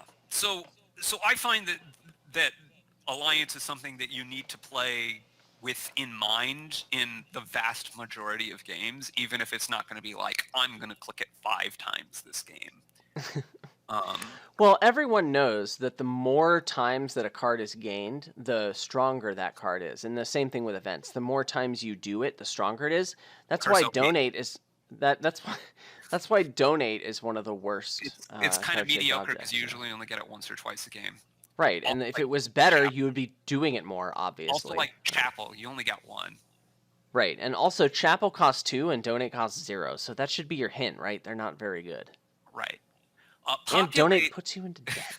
Like, who would want Populate is that? the other 10 cost event, and this is another one. It's actually, I think when they were previewed, this was previewed at the same time as Livery, so there were a whole bunch of games that had both. And yeah, Uh, that can do some stuff together because like if you have played a Livery and then you populate, you get a whole bunch of horses a lot of the time. mm-hmm, So mm-hmm. that's like a nice synergy, which I think people maybe made overrate both of these things. Populate, Sure. I find, there are times for sure where Populate is just like this event is so busted and it's just very, very good, right? I have seen people contrive, and I guess I don't know how much of this was with extra Menagerie enabled, where there were a whole bunch of Menagerie cards on every board, but apparently it's happened in real games, where Populate allows you to like loop with either Villa or Cavalry, and you like gain enough actions that they make 10 money and can draw themselves, and then you That's kind of populate funny. again, and then you empty like 12 piles in one turn. That sounds hilarious and sounds Um, like it probably involves King's Court. uh, yeah, sometimes it doesn't. It doesn't even have to though. Just like, Sure. but you really need Villa or Cavalry and some good cards.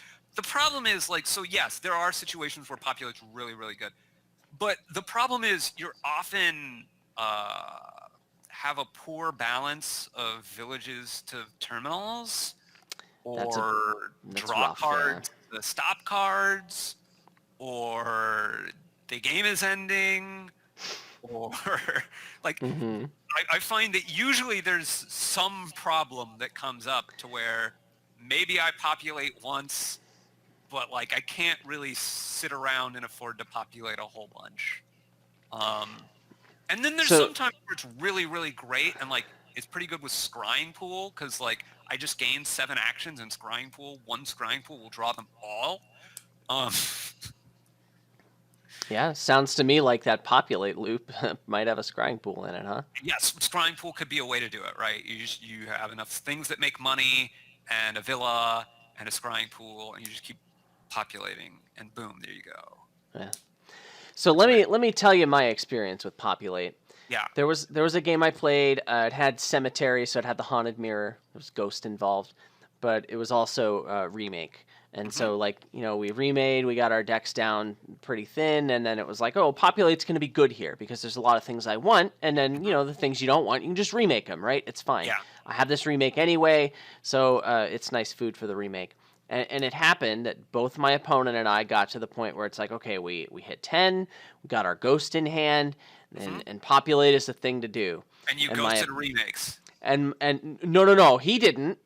Oh, He just you. ghosted something good, and I ghosted a remake, and I lost the game because of that. Feels bad, man. And for that reason, Populate is bad. Gave it a 5 out of 10. I'm I kidding. mean, That's how good I think it is. I mean, actually, that's a good point to bring up. I think trash for benefit cards like Remake or the one Mm, that I'm most particularly thinking of is Apprentice. They can help yeah. you out when you have some of those imbalances on draw or terminal Terminals. base or Yeah. something. Could you just like feed the other actions you gained to your trash for benefit cards, Yeah. and you're like, we're good. Hmm.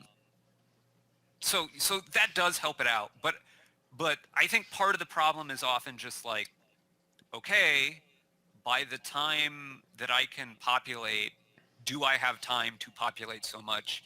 And is it really so much better than like I could just buy 2 or 3 good cards? Yeah, it's hard for me to imagine situations where I would want to populate more than once in a game, aside from the It's crazy stuff you were saying. it's easy for me to imagine it. Well, But okay, I I find imagine it's very easy for you to imagine edge cases wandering I window. mean I've seen like there are plenty of boards where it's probably just good to do, but as a fraction of boards with populate on them, I just think it's pretty rare because by the time you're populating once, the game's probably close enough to over that you can't be spending 10 money on populate that many times. Hmm. Uh, It probably happens, I don't know, 5% of populate boards or something that you want to populate more than once, but it's pretty rare, I think. Yeah. Right. Let's mention quickly, I don't really get rating ways, but I'm going to talk about them anyway, a couple of them. Way of the Frog. Any way? Huh? Yeah, anyway. Way of the Frog, like... Yeah. This is awful. You gave it a 2. I almost never use this. It's so bad. I gave it a 5. The community gave it a 4, and you gave it a 2. So yeah, I'm a little bit terrible. I mean, it doesn't feel great to do it, but like the thing is, I think this is a difference in play style to where I think this is probably better than other people do, because like Way of the Frog is pretty bad if you're drawing your deck, right? And drawing your deck is really good. I think when you're drawing your deck might be the best case for it. Why? I don't see how it's useful in that situation. Because I've drawn my deck, I have 1 card of Overdraw, and I seed a village like a Wandering Minstrel to my next turn, and that way I'm reliable. Okay, that seems pretty bad, but sure, whatever. I mean, I don't think it's great there, but like I can imagine doing it there and being reasonably happy with it.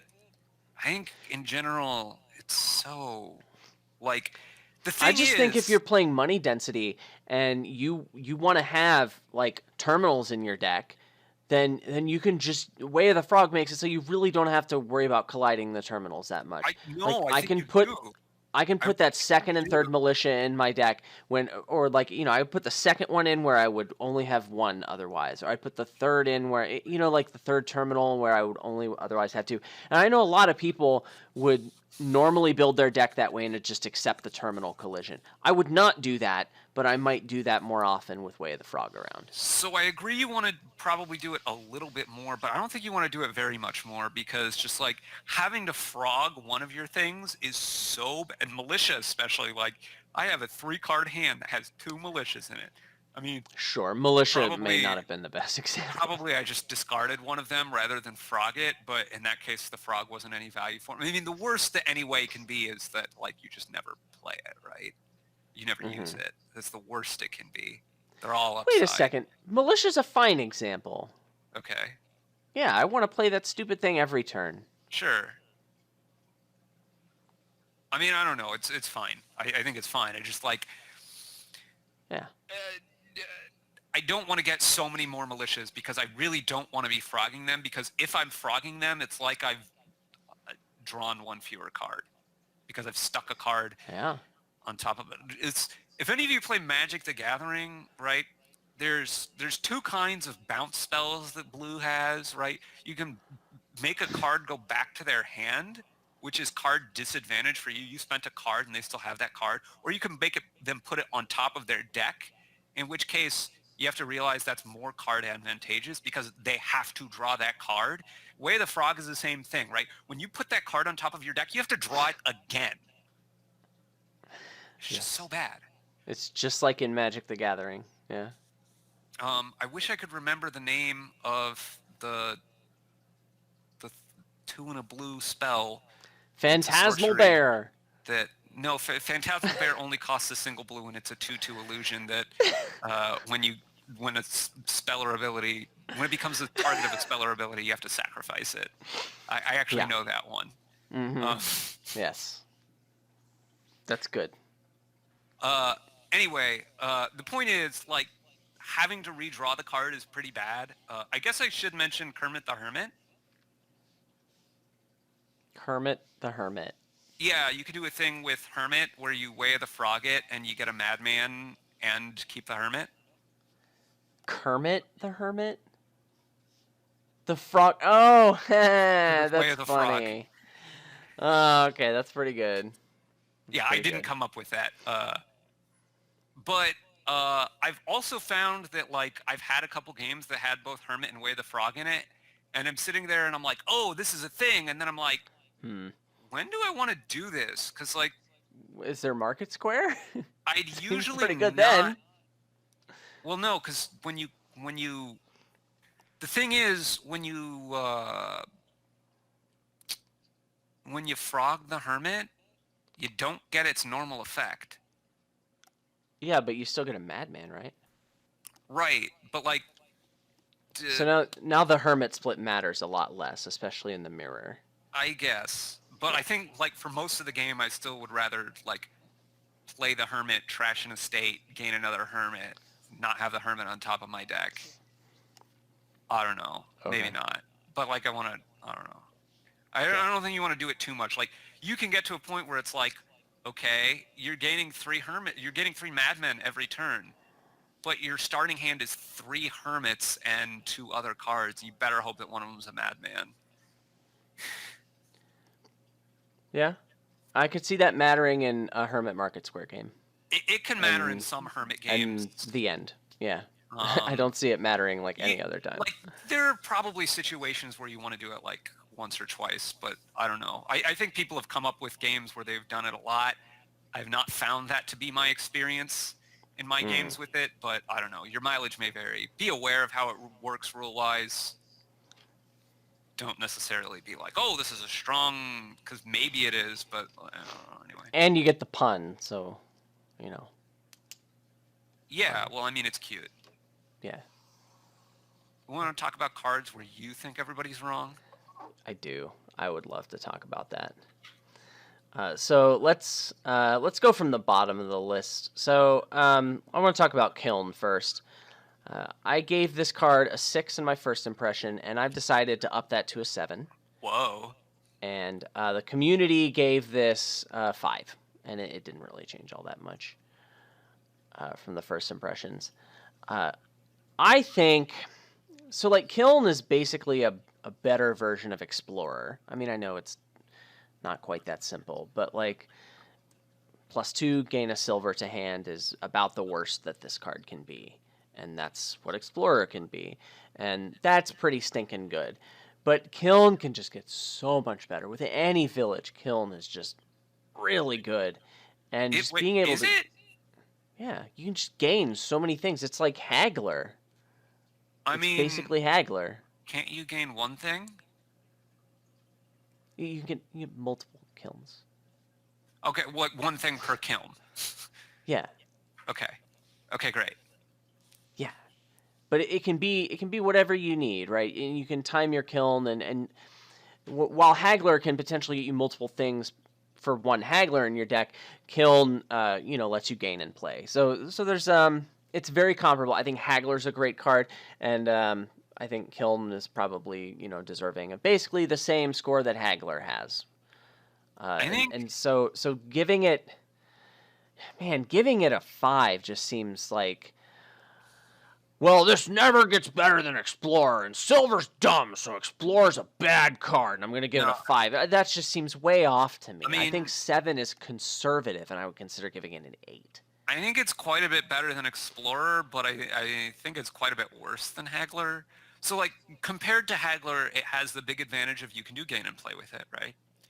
It has 2 significant disadvantages to my mind. One is that if you can't ever gain multiple things off one kiln play, right? Whereas with Haggler, if you buy 2 cards, you gain 2 things, right? Right. And so that's one of the big disadvantages compared to Haggler. The other big disadvantage is like it's just harder to use to get what you want, because like if what I want is not a payload card, then I have to play a village, play my kiln, play the card that I want, and then continue. Yeah, So like play like multiple. I understand. I understand how that's inconvenient. I don't understand how it's worse than Haggler in that case. Well, because Haggler, you can just wait and just play at the end of your turn. Okay, so you're gaining deck control at the end of your turn. You can gain deck control towards the end of your turn with Kiln anyway. Well, but you still need extra villages, right? Okay. You need that with Haggler. No, you just need one village to play your terminal. Because like usually, I mean, it depends on what you're trying to gain with the kiln, right? But like, let's say I want to gain a village with my kiln, or well, nah, actually, you could probably do a village. But let's say I want to gain, I don't know, Yeah, a the gain smithy. and play makes a village fine. The smithy is the smithy. You can get screwed if you don't draw enough villages and you get greedy and you try and gain the smithy too early. That's a thing Yeah, that can that's happen. Yeah. well, and It that's what it means is that you can't like it's harder to gain debt control, but like gaining debt control with Haggler isn't all that sexy to begin with, right? I mean, sure, I it's mean, a I kind card, of but think it like, is. That's what I want to do with my haggler, right? Like I want to buy a province and gain a lab and not have to the lab but draw my province. But then, like here, what is the situation where that matters though? Because if I care about gain and play, and I'm gain, so Kiln obviously likes to gain payload because it likes to gain and play the payload, right? That's where Kiln is good. Okay, so where are those turns where I care so much about gaining only deck control on my turn that I'm gonna Kiln for deck control, and then I'm also gonna spend all of my buys on deck control as well? What deck is that? What situation is that? Why do you have to spend all your buys on deck control as well? Because otherwise, like I can use Kiln to gain the payload, and then I No, no, can no. buy the deck control, and What if that's fine. I'm not hurt by the fact that what if I'm buying Kiln. neither payload nor deck control because I'm buying a province?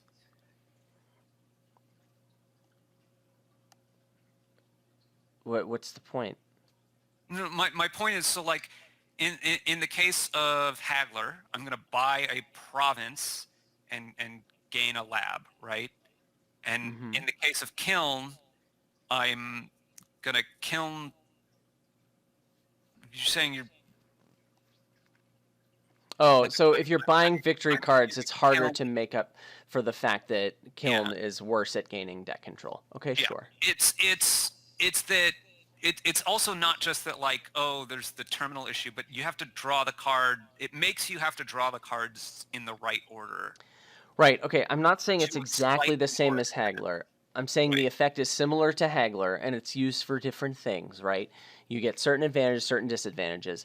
Yeah. I don't think it's that big of a difference. I certainly wouldn't give it a different rating. I might have even given Haggler an 8 and I gave Kiln a 7. I think giving it a 5 is just Yeah. would you give Haggler a 5? That's No, I ridiculous. think I'd give Haggler a 7 and Kiln a 6. Like, You gave I Kiln a 5, but really well, whatever. That's the same number. whatever numbers. My Yeah. point is, I think Kiln is like a notch worse than Haggler, but not a lot worse than Haggler. Okay. So there isn't that much disagreement between us. No, I think Even there's though a little bit, but not a huge amount. Um, like, even though you have basically the same rating as the consensus. You gave it a 5, they gave it a 5, I gave yeah. it a 7. I don't know. I Well, I thought mean, about giving at it an least in 8. comparison to Haggler, I don't. I also think I'm kind of lower on Haggler maybe than, I don't know. Seems like it, yeah. But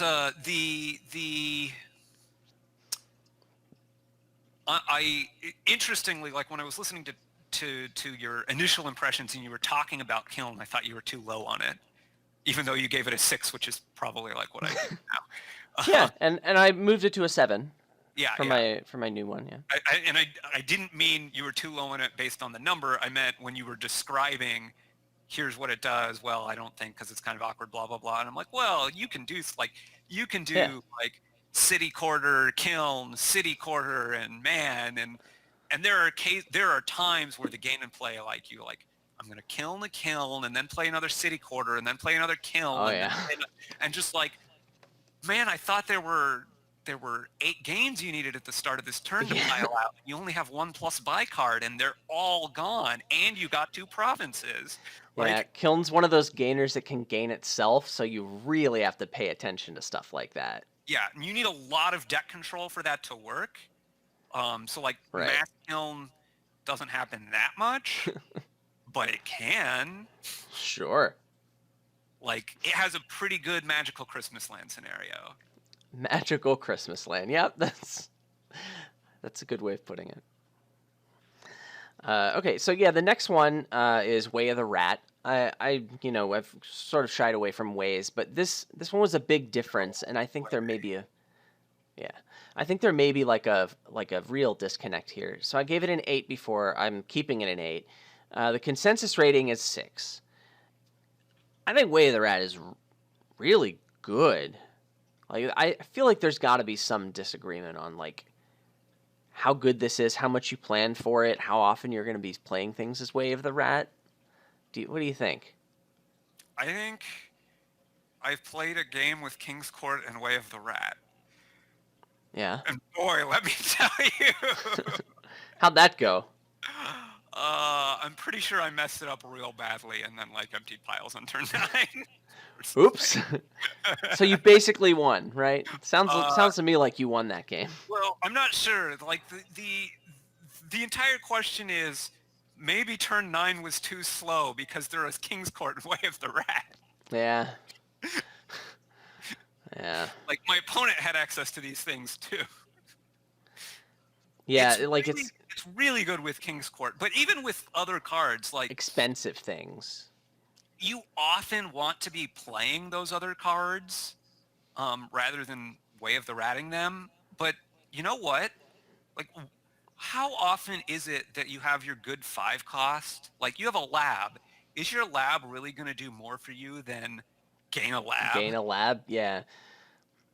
Probably maybe not. Sometimes, like I think a good chunk of the time it does, but there's a pretty big chunk of the time it doesn't.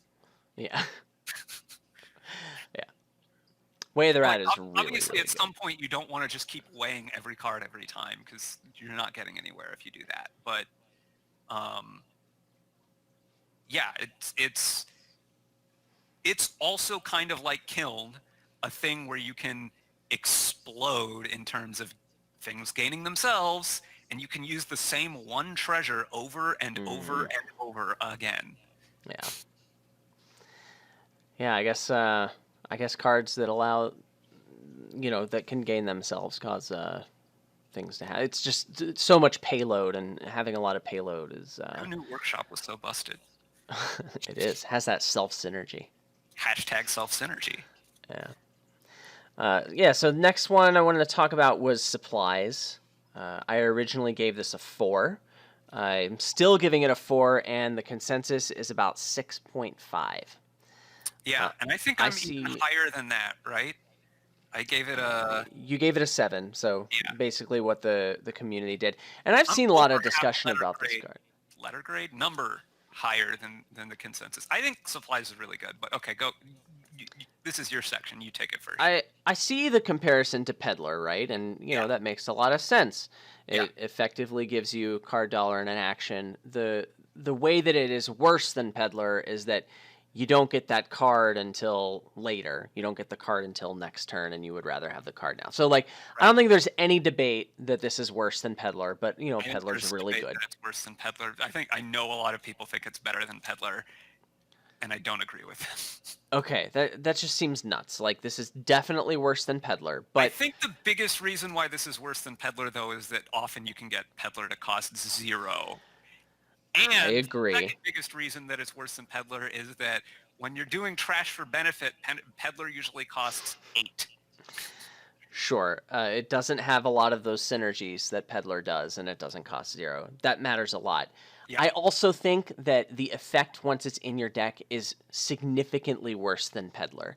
I think it's a big deal. And we talked about this with Slay and those other, gain 2 horses and being worse than... But I think it's especially pronounced with supplies, because let's say I want to put a Peddler in my deck. That means I want to put some... I don't want to have a negative deck control impact on my deck, but I want to add payload, right? That's the kind of place where I want to be jamming Peddlers in the deck. I would be spending $4 on poachers that didn't discard or were tournaments or whatever. I would be happy to do that. And sure, if they cost 2 and I add the buys, yeah, give them to me. But the problem is that the first time you play this thing, you have bought a copper. And when your deck control is to the point where that's the kind of thing you want to put in your deck, as opposed to a silver, which is always available and that you'll usually be able to get when you can get a supplies, so many times the silver is going to compare favorably. Okay. And that copper is it's going to do a lot more damage than what I think people are saying and reflecting in the rating. I'm not saying you never get supplies, and I'm not saying it doesn't have those same horse synergies and all that stuff, but I gave it a 4, and that's the number I like. Okay. I almost always prefer supplies over silver after turn 2 or so. The first, like, couple silvers, if I really want to hit 5, like on turn 1 and 2, silver's a card I look to if it's important to hit 5, because... Sure. A lot of times when you're thinning and your deck doesn't have that many cards, I mean, obviously the silver's going to be better, and I would put a silver instead of a peddler in that deck because I care about the payload. That makes sense. That, like, if it were straight up peddler, like, I would usually open peddler silver over silver. Usually. I mean, that depends, but also, like... It sure depends. Also, that's kind of a different deck than the one I'm talking about. But, okay, sure.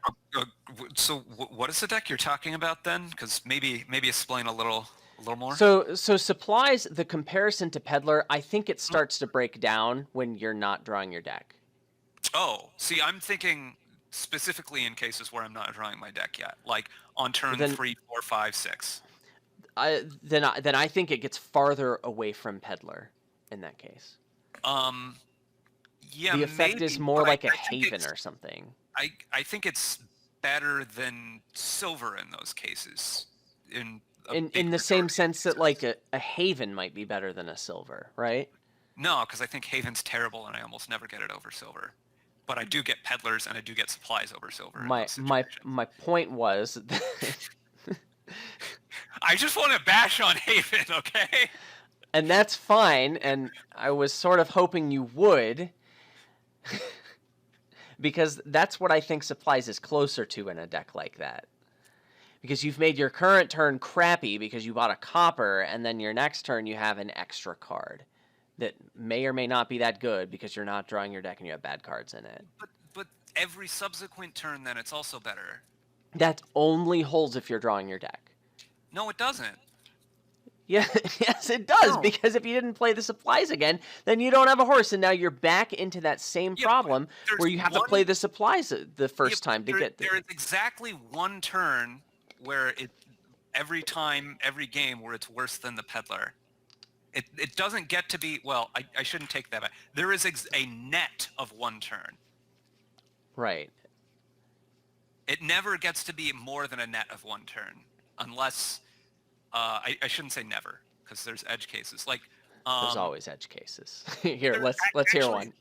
Actually, there's I think a decent number with supplies where top decking all your horses isn't necessarily the best. Discard attacks make supplies look worse, I think. Especially a big stack of them. Like, 5 supplies looks a whole lot worse if you're getting militia'd every turn, because effectively only 3 of the horses are top decked now, and 2 of them are actively worse than if they weren't top decked because they're in the discard for sure, right? So I think discard attacks is a big reason to at least limit the number of supplies you get. There are some reasons why you might not want your first card in a turn to be a horse that's played. I'm trying to think of them now, and it's escape. There's some maybe Citadel thing, although usually horse is a pretty good thing to Citadel, actually. Mastermind, similarly, whatever. Crop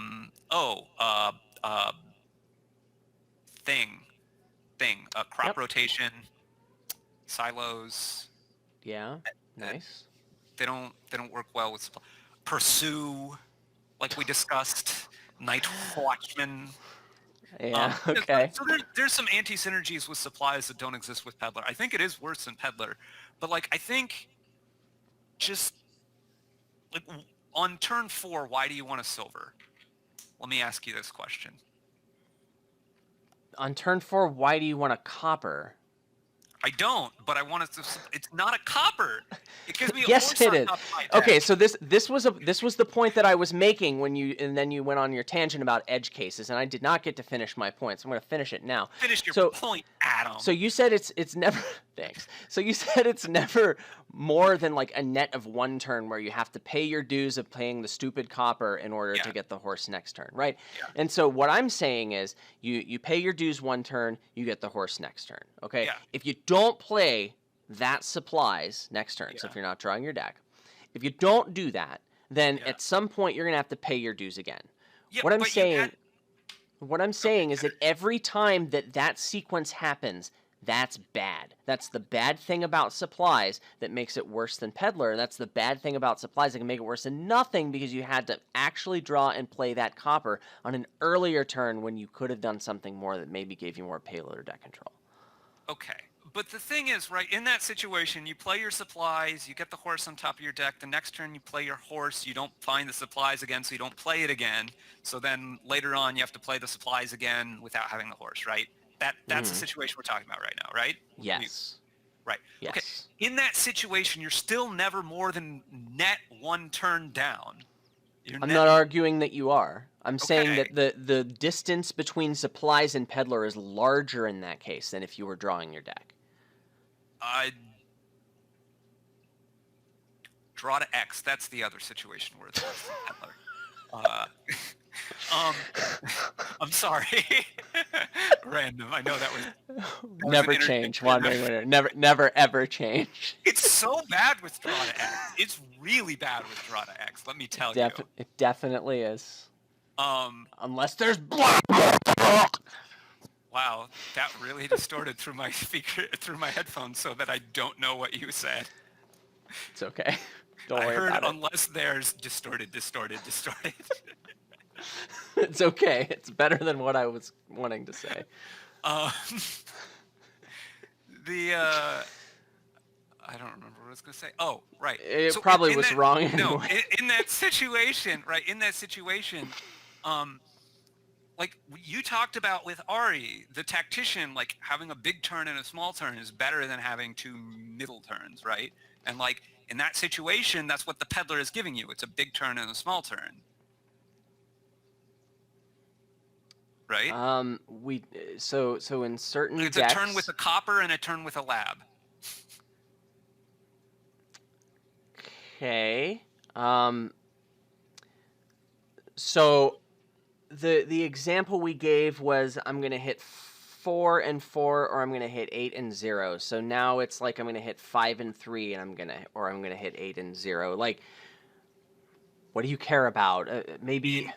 I don't know that I necessarily agreed with when you said that 8 and 0 is better than 4 and 4, but well, of course, and it depends on a lot, right? And I'm not going to pretend that anything we say here is going to apply to every single situation. I think the base thing is that even though I think in these situations, whatever, it's worse than Peddler, and we can disagree about whether it's more worse than Peddler when you're not drawing your deck or not. I don't know if that's. I guess it probably. I think when you are drawing your deck, this is when people make a case that it's better than Peddler, because it's a Peddler that you're more. It's like you have duration draw, right? You're more reliable at the start of your turn, kind of.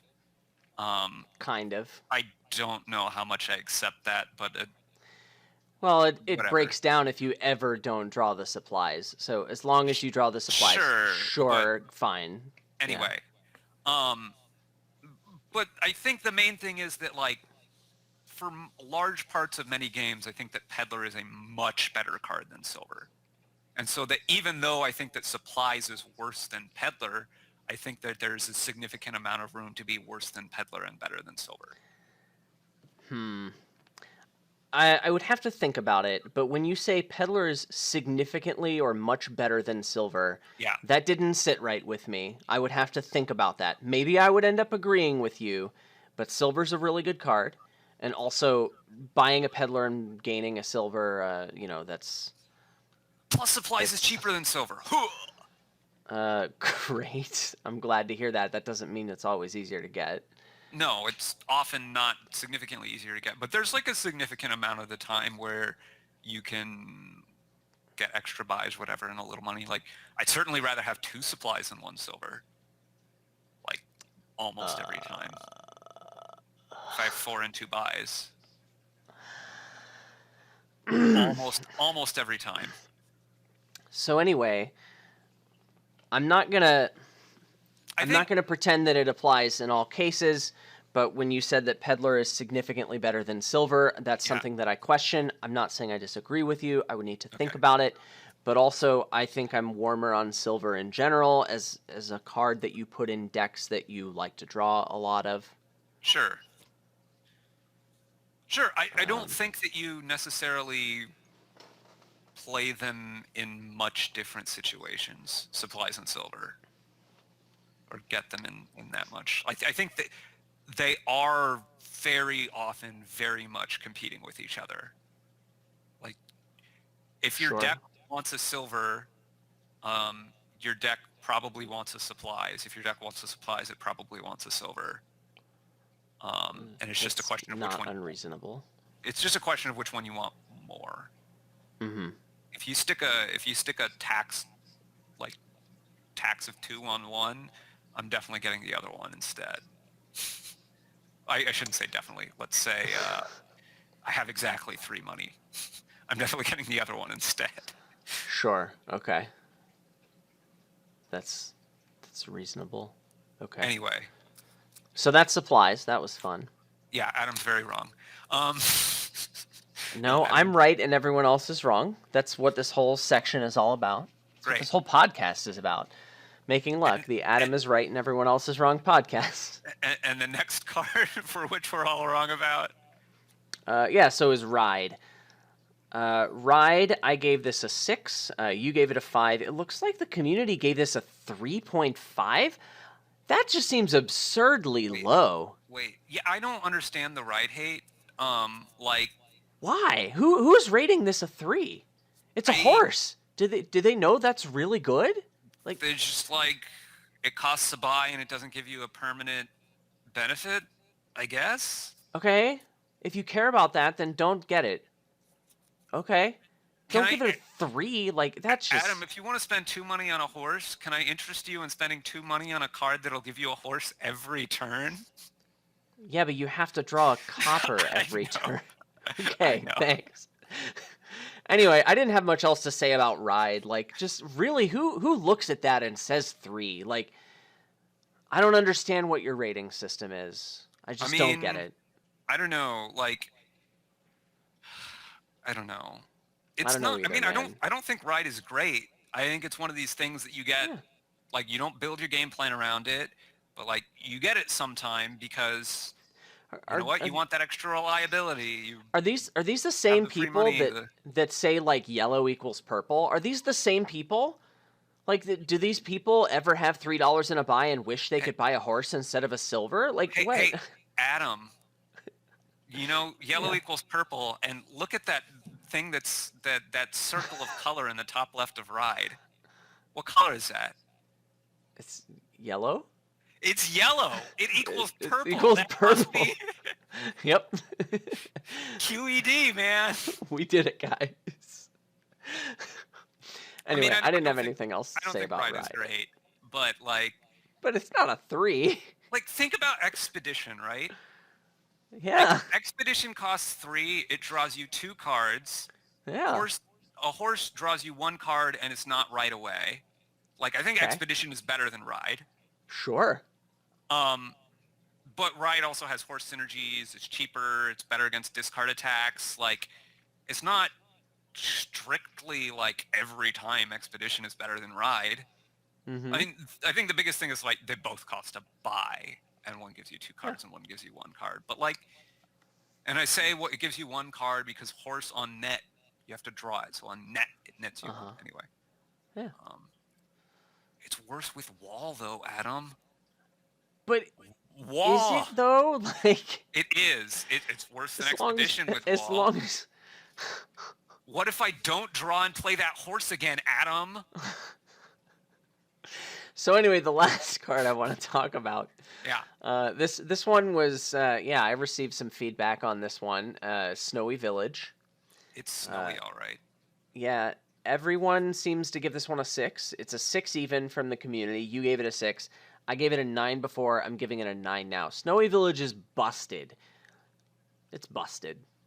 This card is overpowered. This card could cost 5 and it would still be busted, but that's just because you don't put a whole bunch of them in your deck. I think it could cost 5 and it would be not much weaker than it is. I kind of agree with you on that. Right. I do think it would be worse, but I don't think it would be a ton worse. Of course it would be, yeah. But trash for benefit, raw. Anyway, that's not the point. The 4 actions and a bio. Because it's more expensive, raw. Border Village.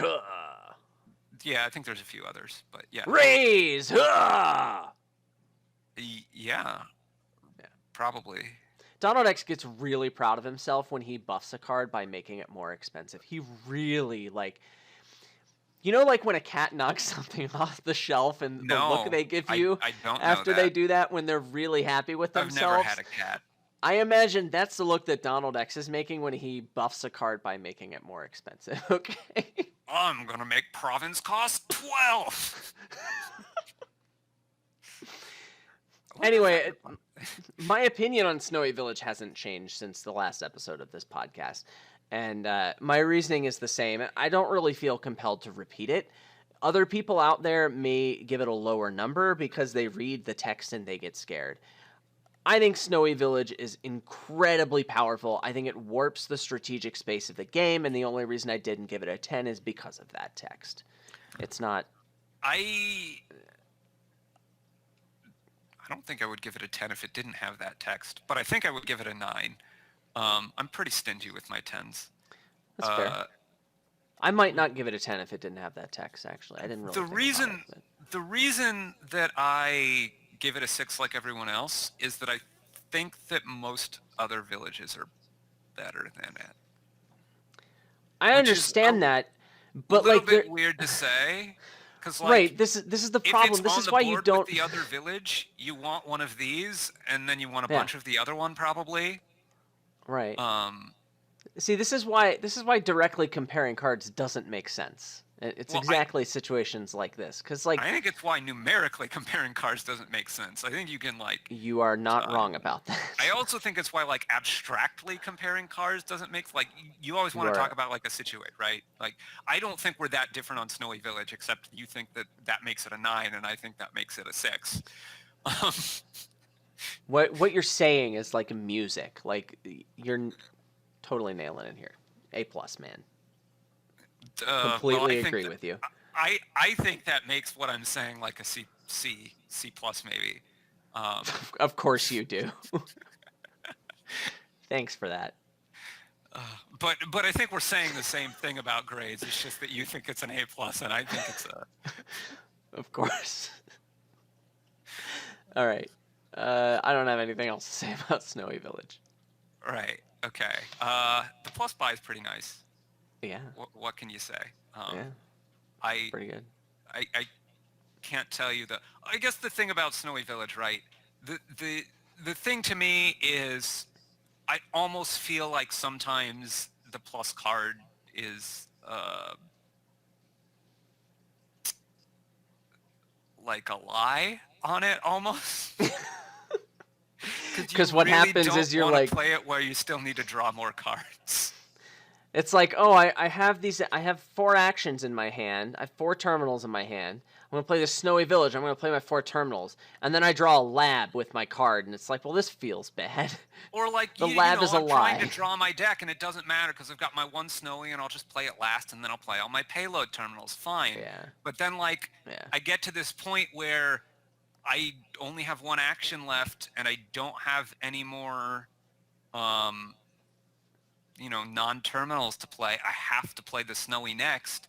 And now if I have any more labs or smithies or whatever, it's like, oh, my turn falls apart. And it's just like, it feels bad more than it is bad because like often whatever. But like this is why I think that, well, so the 2 reasons why I think the other villages tend to be better, although I think it's kind of close and it's just situational, is that, and also that, like, so you get to add the snowy first, and it gives you 4 actions, not just one. But, Yeah. like, when you're adding it first, are you going to really use more than the 1 or maybe 2 village effects worth of village at that point in the game? Like, probably not. It means you don't have to buy, like, 2 villages the next turn, so it can help you build a little bit for a couple of turns. It's a nice minor little benefit. I mean, don't get me wrong. I'd rather have it give me 4 actions than 2, and, like, I am gonna get it as my first village in a lot of cases. But Yeah. like, I think that, like, wow, it's 4 instead of 2 is like, well, it's like 2.1 really on average, because, like, you're not really gonna play more than 2 actions after it that often. I'm At that not early sure point in the what game. you mean by that. Like, if you don't spend all 4 actions every turn, Yeah. does that mean that, like, Snowy Village is bad because of that? No. I'm saying, like, at that point in the game, it's better than Workers Village, right? I'm saying Sure. I'm saying that it is better than Workers Village at that point, but the difference is, like, really tiny at that point in the game. For one turn, the difference is tiny, and then the following turn, it's like, yeah, it's super decent. I don't think that's often true, but I guess I mean, again, it gets to a At situation some where it's point, like, what deck do you only put 1 Workers Village in? Like, of course you're going to get Workers Village number 2 and 3, and now you don't have to buy those. You can just buy other things, whenever that is. no, but, like, I think the way that I'm building my deck, I need to get multiple villages regardless of, because, like, I need to make sure I Yeah. have a village more reliably. So, Yeah, like, and this is fine. no. Even if I have Snowy Village, I'm still going to have to add more other villages, even though Yes. I technically have the terminal space. Yes. So I'm saying it's not really a significant benefit over Workers Village. I'm not saying it's worse in this situation. I'm just saying it's like, Yeah, but you're not going to end every single one of your turns with, like, 2 actions remaining just to spite Snowy Village. Like, at some point, you're going to pick up those 2 terminals and not have to buy a village for them, and that's great. Adam, Yes? watch me. Okay. Hold my beer! Every turn. Okay, you want to move on to our last segment? I'd love to. Because this podcast isn't long enough. Yeah, we haven't argued enough, have we? No, we haven't. So transport, man, this card is great. It's not a card, but it's this great. card-shaped object is great. Yeah. This is great. It's like, so there's a few things you can do with it, right? You can open with whatever action you want, assuming you don't have a 5-2 or 2-5. Because you just go transport and then transport it on top of my deck. It's so good. Mm-hmm. There's a cute thing that you can do with. Never mind. I'm getting confused with something else. Nice. But yeah, there is. I've started to dabble with the opening silver transport, and then if I don't hit 5 on turn 3, transporting it to the top then. Okay. Or potentially transporting again on turn 3 and then ending up with, like, 3 5s after turn 4. It's pretty good. Okay. A little bit risky. The last time that I remember going for that, I'm going to do silver transport and then transport it to the top on turn 3. On turn 3, I drew estate, copper, and I was very sad. That feels bad. So there's the thing you can do with in the opening, and I think that's actually already, like, pretty decent, right? Seems nice, yeah. Like, often you'd significantly rather have 5-2 than 3-4. And with transport, you just get that, and you got to make sure that your 5er didn't miss a shuffle, which is pretty nice, right? And also, if you wanted a 6 or a 7 cost or a potion cost, or, you can have that too. Right. And if you wanted, like, a drawing 5er, then it not missing the shuffle is, like, an even bigger deal, right? Or an orange 5er. Right. Yeah. Like, or a drawing orange 5. Well, less the drawing orange 5er. What orange Barge 5er or would you haunted be? woods. What orange 5er that isn't a drawing orange 5er would you be getting on turn? Oh, actually, that's a good point. There's I mean, there's Tactician. merchant ship. Rah! Outpost. Rah! Yep, we did it, guys. We did it, Reddit. And then on your outpost turn, you be sure to draw 3 copper so you can transport again. No, but I think the bigger thing is just like, I'm going to get expensive actions cheap, not by transporting twice, but just by like transporting some copies of them into exile and then buying one. So like, sure. Like the situation where I talked about, like, I'm going to open transport silver and I'm going to transport on turn 3. And then on turn 4, I'm going to end up with 3 fibers already. And that feels really great. Right. And like, you can't do that always, but then like in later turns sometimes, right? I want to get 3 fibers. I have 11 money and 3 buys. I can get 3. Well, I mean, it has to be the same one, right? But like, you can get 3 copies of that fiber or whatever. Or you can get 2 copies for 8 and 2 buys, right? It just makes them cheap. It's kind of like fairy in that way, right? I think that's really powerful to be able to do.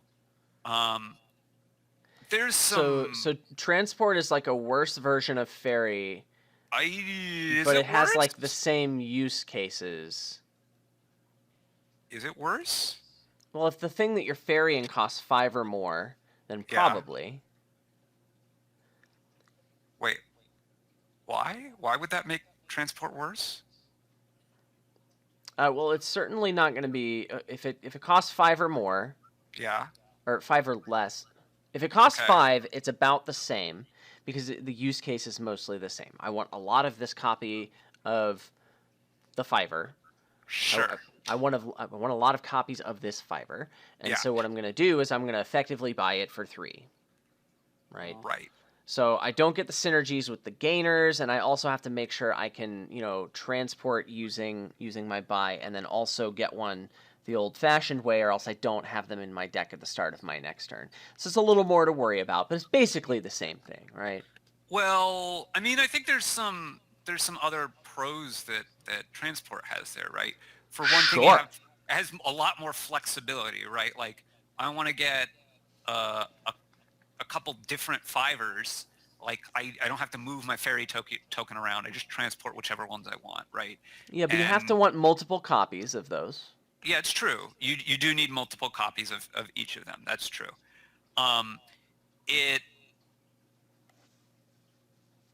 With more expensive cards than fivers, you're coming out ahead on transport. For sure. And it does occasionally have the top deck thing. That can be nice.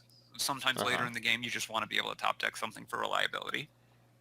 So that's cool.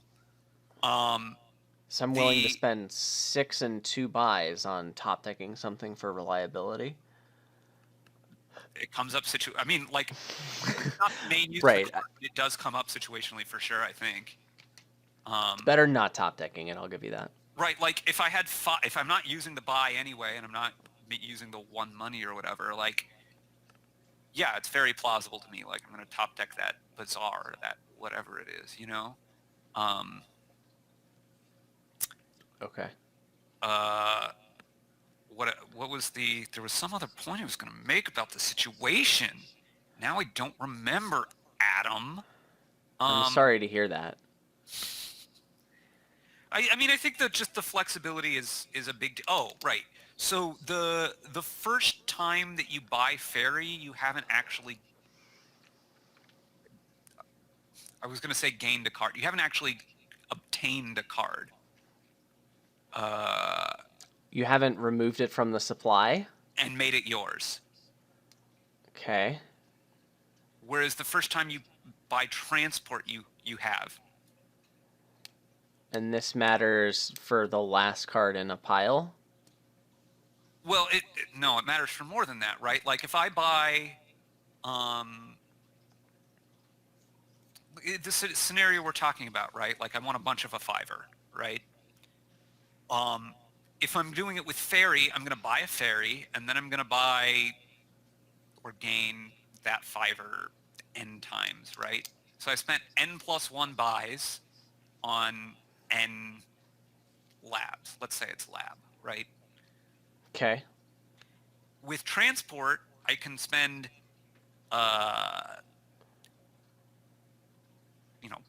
if I spend 5 transports of labs just putting them in exile and then buy a lab, I've spent 6 buys and I have 6 labs. Yeah. Whereas, right, so what I'm saying is the first buy of Ferry, you don't actually gain a thing, whereas the first buy of Transport, you do get a thing. Sure, but then you lose the flexibility on like how many. So if you manage to do all of that stuff in one turn, then great. But if you don't, then you're potentially better off with Ferry because you've got like some more. So like, look, they're different There's pros things and cons for sure. Right, and Ferry's better with cheaper things. I think they're comparable in the best case, for sure. I think the synergy in a lot of cases. I think the synergy with gainers, losing that is I think that's kind of a big deal. I would put this like maybe it might be below Ferry. I mean, look, I gave Transport a 5, and after hearing this, I want to look up what I gave Ferry and give this one less. Okay. Which I don't think I gave Ferry a 9. I probably gave it an 8 or something. I think 9 is probably high. I'd probably give this an 8. I think this is very comparable to Ferry. I think that like we said, there's pros and cons, and the cute trick that I like to be able to do with Transport. I mean, there's a few ones, right? Is better than Ferry in whenever you're getting something more expensive than 5, including cost cards. That's sexy. Grand Market, the 8 debt cards, all that kind of stuff. Oh yeah. Also, it's like a cheap way to score points sometimes with like nobles. Okay. Or I guess this was technically Camel Trade, but I had a game recently where there was Museum, and like you just stick one of those things in exile, it's yours, it's scoring for you. I never got a potion, but I did get an apothecary. Nice. Well, I don't know. We kind of promised arguing, and all we did was find common ground there. Well, you want to move on to Toil then? Sure. Toil sucks. So you gave Toil a 3. The community gave it a 5. I gave it a 7. Okay, 3 is probably too low, but I hate this so much. It's probably not like worse than Reap and Commerce. It's such a bad event. I think it's hilarious that you think Gamble is so good and you think Toil is so bad. I think it's weird that you think the opposite.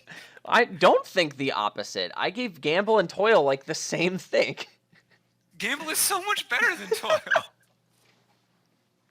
I think they're pretty much the same. Like Toil, you actually know what you're gonna play before you commit the resources to Gamble, it. So you get a card that you don't have to draw it. You gotta play it without drawing it. It's so good. Yeah, and if you buy an estate, or if you have any chance of revealing an estate, like, can you really commit to that gamble? And if you do, then you get super wrecked. I didn't have to draw this estate. Woo! Yeah, and I didn't get to buy a card on turn 3 that I need to make my deck better. I mean, I don't know.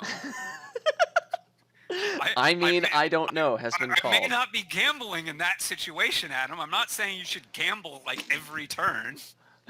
I'm not saying you should toil every turn. I assumed you weren't saying you should toil every turn. Man, my favorite, you know what my favorite thing to do with Toil is? What? Toil a King's Court that plays another King's Court and go off. You know, I mean, you can toil deck control. Like, toiling deck control is actually fine. If you don't have too many treasures to draw. Right, and if you're using treasures as your payload, then it's definitely a lot worse. But, like, you don't want to gamble deck control. Like, that's not good unless there's basically Villa or Cavalry to bail you out. But, like, yeah, but you toiling don't want deck to control. Toil payload. I mean, what do you mean? Of course you want a toil payload. No, but you don't really. It's the same. It's like the same thing with gamble. Like, I would rather toil my militia than not do it. I would, it's that kind of thing. Payload is gainers and attacks and all of that stuff, and it gives you back some of the cost of the toil, just like gamble. I'm not saying you shouldn't toil in that situation where you have the militia in hand. You should. Toil is for payload. Like, toil is better used on payload than it is on deck control. Yeah, but I don't want to toil on payload. Because it's bad Okay. on payload. It's even Because you worse on think deck toil. control. It's Because even you think worse on deck toil's bad. control. Okay, fine. It's even worse on deck control, but it's also because like every time you toil a payload card, you're saying, okay, I'm gonna play this payload card minus 2 coins. I don't want to do that. What card Yeah, is good enough to every time I get gamble and I don't minus 2 coins? every time I gamble and I don't hit exactly what I want, I've paid 2 coins. But I like drew you're a getting a card. rebate. But like you're getting a rebate, right? And with toil, you know what you're going to get, Sure. and that matters. Yes. I don't get me wrong, listeners. I'm not saying you shouldn't toil your dead payload cards that are in your absolutely toil them. Like yes, toil them. I'm not saying don't do that. I'm saying You can toil your militia and then toil your masquerade. Deck in such a way that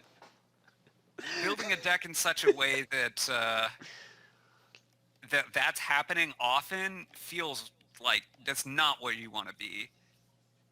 Sure, and building a deck where all you're doing is gambling with your buy phase is not where you want to be, right? But these are useful tools, and I think they're very similar, and I just think it's hilarious that you gave Gamble an 8 and Toil a 3. Gamble is so much better than Toil.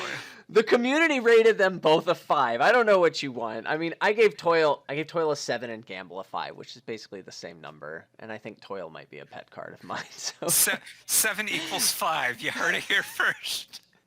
Yep. But really, like, they're the same. Like, Toil and Gamble really need to get the same number. More news at 7 or 5.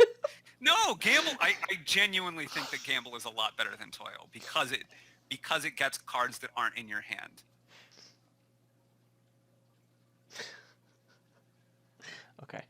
I think being able to get a card that's not in your hand is a lot better than so if I have 5 money in hand, then I can gamble whatever and I'm getting access to more cards. And if I'm toiling, I'm not getting access to more cards. I'm just getting the effects of cards that I didn't have the villages for. Right. But I'm not when you say you're getting the effects of cards you didn't have the villagers for, what I hear is I'm getting access to more cards. The only penalty is that I had to draw them, but now I get to know what they are. Okay, if you think that's a bad trade-off, fine. Go ahead and say that Gamble is worse than Toil, and you are entitled to that opinion. No. And I think it depends on. It's not and worse. I it's think better. That's what I meant. If that's not what I said, then I'm sorry. But what I'm saying is I think it depends, and I think the difference is very small. Do a sneaky little. That would be like me, and that would be cheek. pretty sweet if I could get that past you, and I didn't, and you got me on that one. Anyway, that was fun. Banish. Banish. Let's banish that conversation. Let's do that. So Banish, I think, is really, really good. You gave it a 9. They gave it a 9 because I think it's really, really good. So first of all, I think that banishing an estate is in the really opener? good. I agree with you, and in fact, sometimes in the opening, sometimes on turn 3, 4, 5, 6, whenever, even 1, but especially if you can ever get 2, oh man, you're really doing it. You definitely are doing it. It feels to me like it's like, look, if you can pay $4 to banish an estate, that's definitely very good. Like, I'm always happy to open Mill Trashing Hovel or Great Hall Trashing Hovel. Oh, man, Mill Trashing Hovel, the dream. I mean, Mill is obviously better than Great Hall, but still, that's very, very good. In fact, there's a story I like to tell. Before Dominion base set was released and, all the cards were construction paper, it used to be that you could spend your turn trashing a card from hand instead of buying. So you could spend a buy to trash a card from your hand. Kind of like crap. Kind of like trains. Banish. Yeah, and it turns out that was overpowered, and so you can't do that anymore. So places where you can do that, you gotta. And you don't even lose the point. Yeah, it's pretty sweet. And I think that's great, and that's just about all that Banish is actually good for. I genuinely think that banishing provinces at the end of the game is quite real and significant. It is better than Island. I think it's a lot better than Island. It is, for sure. I would gladly give up those 2 points to not have to draw and play a terminal card and line it up with my province every single time I wanted to do that, for sure. So, like, let's look at it first from a money density perspective. After turn 2, banishing an estate is better than buying a silver.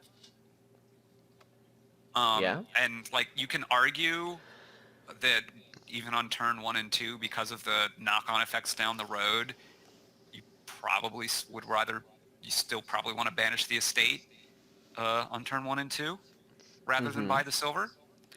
Like, straight up banish big money is like actually fairly strong in terms of one card big money strategies, which are pretty bad in general. Like, don't play banish big money, because why? But the point is, like, it also plays well with like anything else you want to do, right? Like, except for trash and coppers. Why doesn't it play well with trash and coppers? Okay, I stated that poorly. Banish likes things at trash coppers because it's bad at trashing coppers, and it's only good at trashing estates. Oh, well, I mean, it depends. Like, I've definitely had situations where you can thin several coppers at once. Like, I believe you, but that seems very rare and not a very good way to build your deck. In my experience, it comes up like a reasonable percentage of the time. You're gonna have to tell me what that means. 20% of the time, at least. That seems like a lot. I mean, and again, when I say banishing coppers, I'm not like, I'm gonna banish 7 coppers in one fell swoop. Like, that never happens. But you're gonna actually spend 4 and a buy to banish coppers. Yeah. You're gonna spend 5 to buy a junk dealer. Uh-huh. Like, what's that gonna do for you? I would definitely rather spend 5 and buy the junk dealer. Well, I'd probably rather spend 5 and buy a junk dealer than spend 4 and banish 1 copper. But sure, and I don't think that's the comparison you're making. You want to build to draw more coppers in one turn, and then somehow have 4 to spend and coppers left over because you drew a bunch of cards. I mean, quite simply, like, if I play a smithy and then I have a silver and 4 coppers, I might spend 4 to banish 2 coppers. So this is much worse than Bonfire. I mean, in that situation, it would be. I've had situations where I've banished 3 or 4 coppers. Like, it's a little bit harder to pull off. You can do it sometimes with, you get a good draw or a good turn to draw, or like a sinister plot or something. Right? Yeah, and the fact that you managed to pull this off means that it happened later, right? Yeah, you're not doing it on turn. Like, I'm not saying it's as good at getting rid of coppers as Bonfire, but Bonfire is really good at getting rid of coppers. Did you give Bonfire a 9? Bonfire only gets rid of coppers. Hey, it gets rid of that sea hag too, okay? Sure, it does weird things that let you go infinite sometimes, I think. Woo! It is part of an infinite loop, yes. But mostly it only gets rid. Like, I think Banish is better because, yes, it's a little bit worse. Not a little. It's significantly worse at getting rid of coppers than Bonfire. No argument here. But it can get rid of coppers at not a great rate, but not a horrible rate, and I think. And it gets rid of estates and provinces and sometimes duchies or random things, like, pretty well, I think. Once or twice I've had it get rid of curses, which was sad, but you'll take it sometimes. Sure, Tactician, Stampede, like, there's ways, Stampede and Banish, boom, you got rid of your coppers, bro. Like, there's a bunch of ways where you can draw big, like, one time. Not a lot, but, like, it happens a chunk of the time, a non-trivial chunk of the time, I think. So I feel like, we've played with Cemetery. Yeah. Right? And, Cemetery's kind of similar, where you need to hit 4 and then still have cards in your hand that you want to trash, right? Yeah. I mean, there's differences, right? They go to the exile and you don't get the synergy with gainers and all that kind of thing. But, like, I have a decent idea of what it takes to make Cemetery good. Yeah. And I'm trying to think of ways to differentiate between that and what makes Banish good. And what comes to mind is, number one, opening with a Banish. Number two, banishing provinces. And to me, like, that's kind of where it ends. Like, I'm comparing this to Cemetery, and that doesn't seem like 9 out of 10 material to me. I think that Banish is usually... I take this back. If there's a gainer, Cemetery is, like, much better, right? Definitely. Like, Workshop Cemetery is pretty stinking good. I take that back. If there's a gainer and there is, like, literally any other card you want to gain besides just Cemeteries, which happens approximately every time, because at least there's, like, silver or something, you know? Then I think that... I'm in. If somehow every card that you want to gain... If silver is in the kingdom...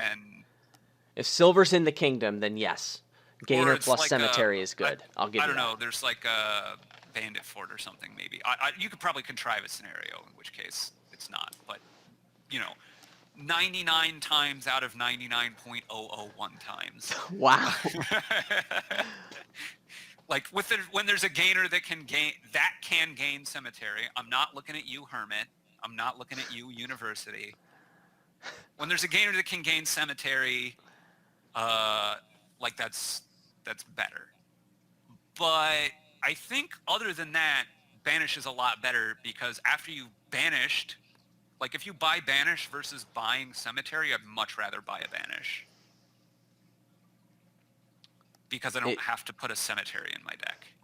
Sure, if you manage to actually thin more cards with Banish than you did with Cemetery, then you've thinned more cards with Banish than you did with Cemetery, but what I'm telling you is that that's really hard to do, and the main way you had of doing that was using the gainer synergy that Cemetery had. And now with Banish, you're limited to just drawing a whole bunch of cards to do it, or doing it one by one, which you were sad to do with Cemetery. Yeah, I'm not... I don't really want to do it one by one. It's... But if I can do it 2 by 2... 1 by 1 on estates even isn't that bad, right? Like, you never do that with Cemetery.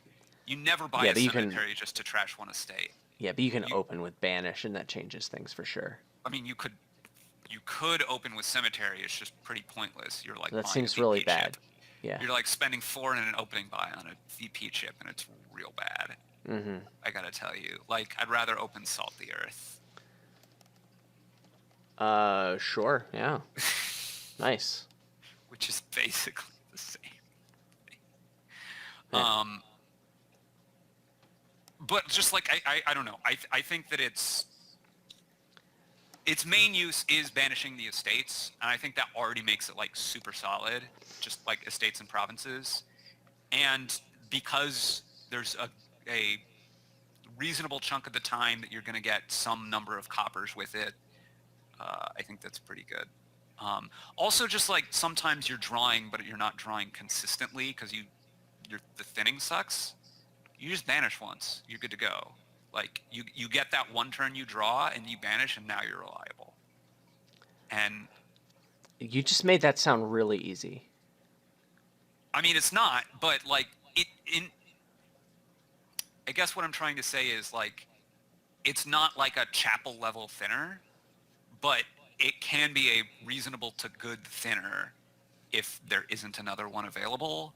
And even if there is another one available, it does some good things, even if it's not spectacular in those cases. So when you said that, what I heard was this is worse than most other thinners in a lot of cases.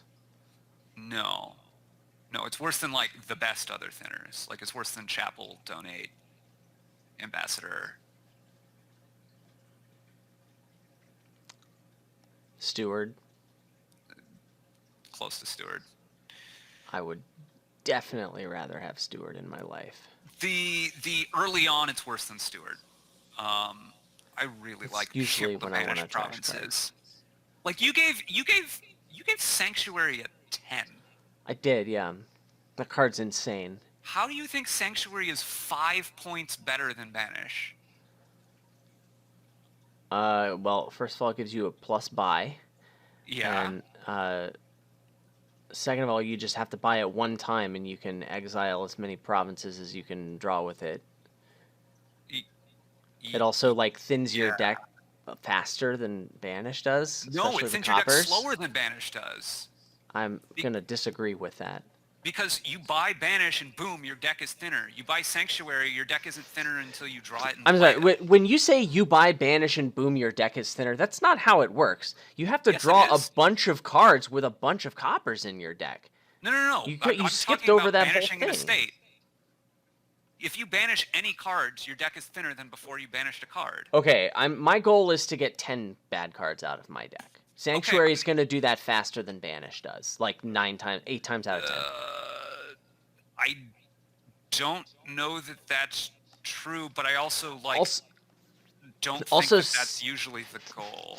Also, Sanctuary, but well, okay, this is where the plus buy on Sanctuary matters, because Sanctuary by itself can make you into this type of deck where it's like, oh, I'm okay thinning down to like gold, silver, X Sanctuaries and just buying and exiling a province every turn. Or maybe I can do like a province and a duchy or 2 provinces or whatever. Like the sky's the limit with Sanctuary. With Banish, you're going to need like the support of not only draw and also plus buy in order to make it worth building this. And you need all of this stuff. Okay, I'm not going to comment on that because I don't know what that means. But what I'm saying is that Sanctuary by itself makes that board into that. Banish requires the support of those other things. Otherwise, it just does not do the same thing. So that's why I gave them different numbers. But like, by that logic, King's Court is terrible. But you gave King's Court a 10 out of 10. Because by itself, King's Court doesn't do anything.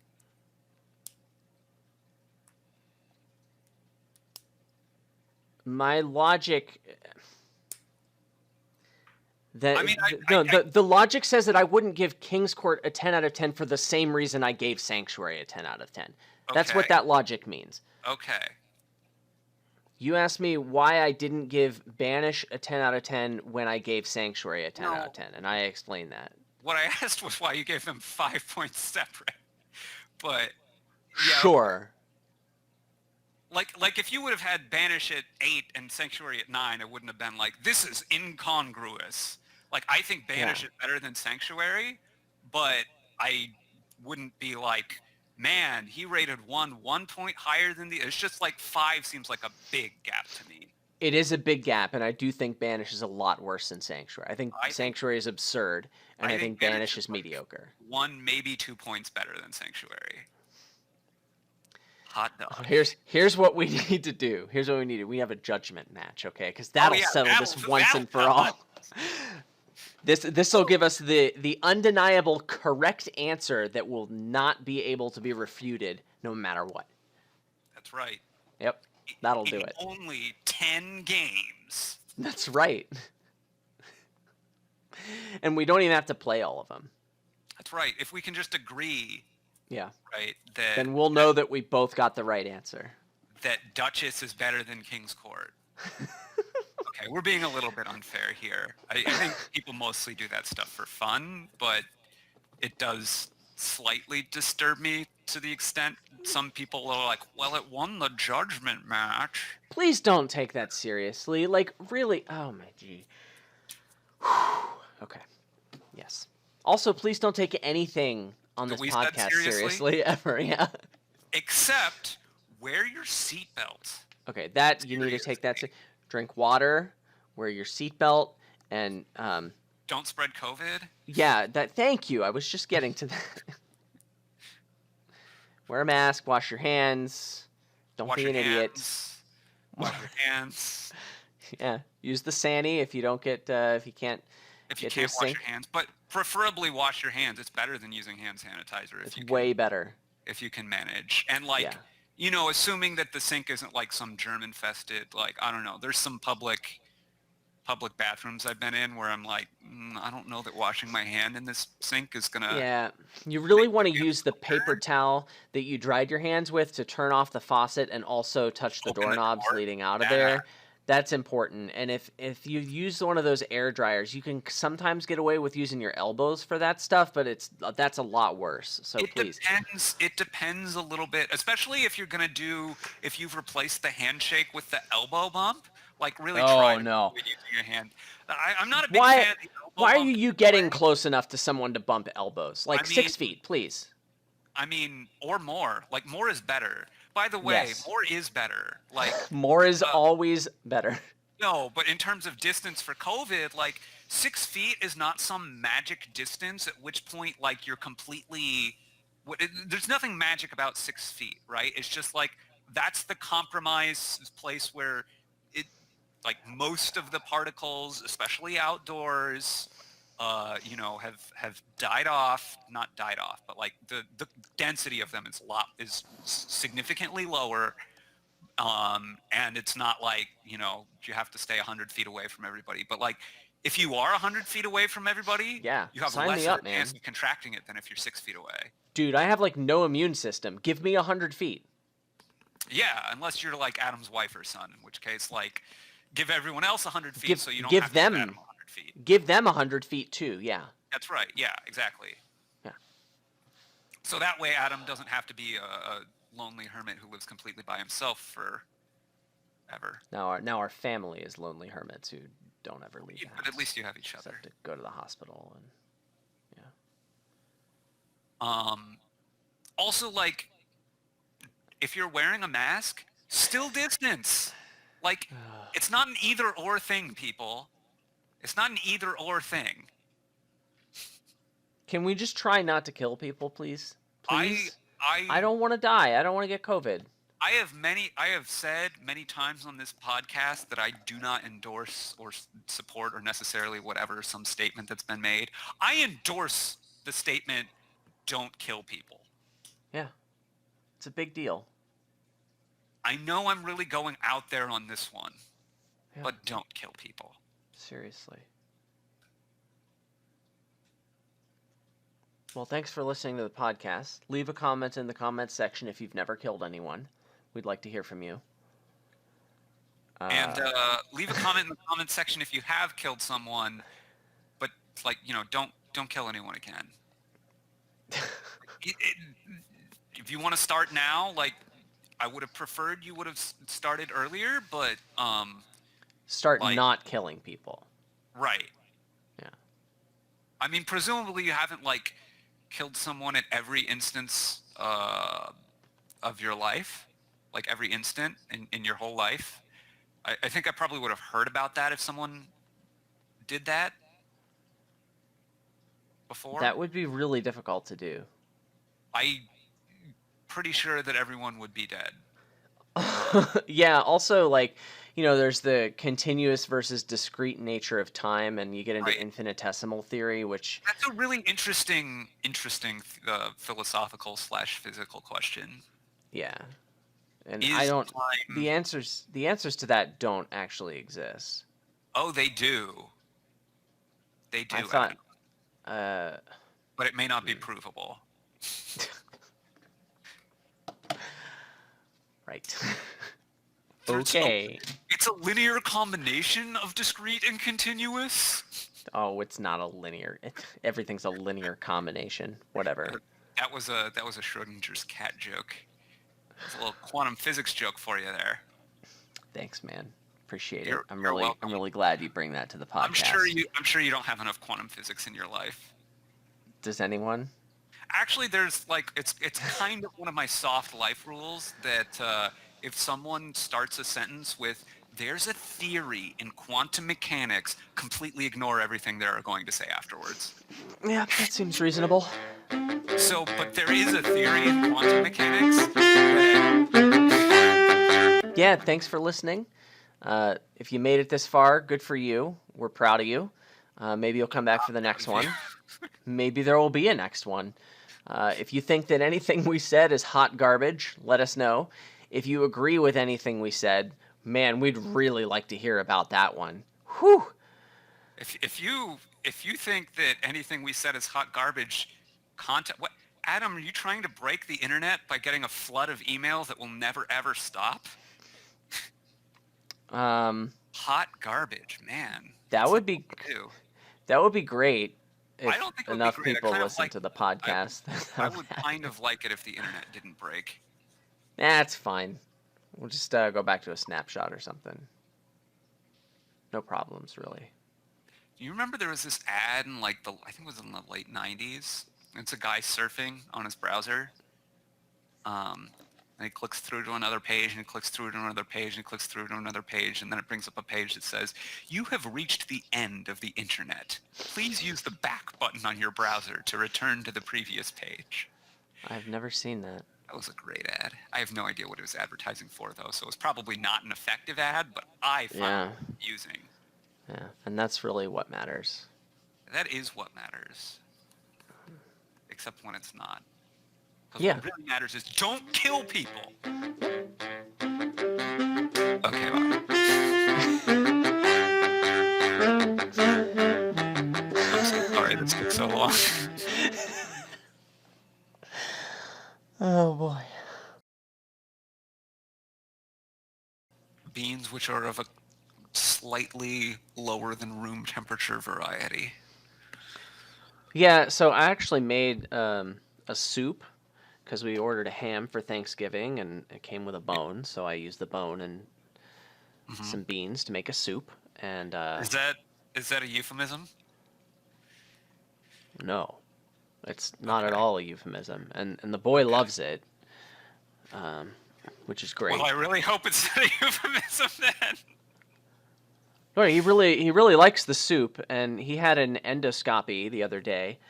And they told him they told us not to give him anything like spicy or anything like that, and he wanted the soup, and we gave him the soup, and it was delicious. Good. And it was it's something nice and hearty, but also he's got a lot of foods that he's not supposed to have, including the spicy things, and I was able to make it so that it didn't have any of that stuff. So that was. It's really great. But in order to make the soup, you have to heat up beans. Oh, but then they wouldn't be cool beans. Yeah, but they would be hard beans if they were cool. They would be hot beans if you heated them up. Yeah, but then they were cooked, and then we put it in the fridge. So I guess right now they are cool beans? I don't know. Is your fridge running properly?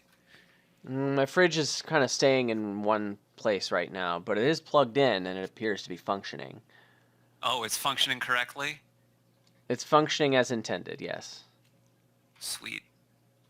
I mean, it's probably not sweet, but I don't know. Maybe you poured a bunch of sugar on it.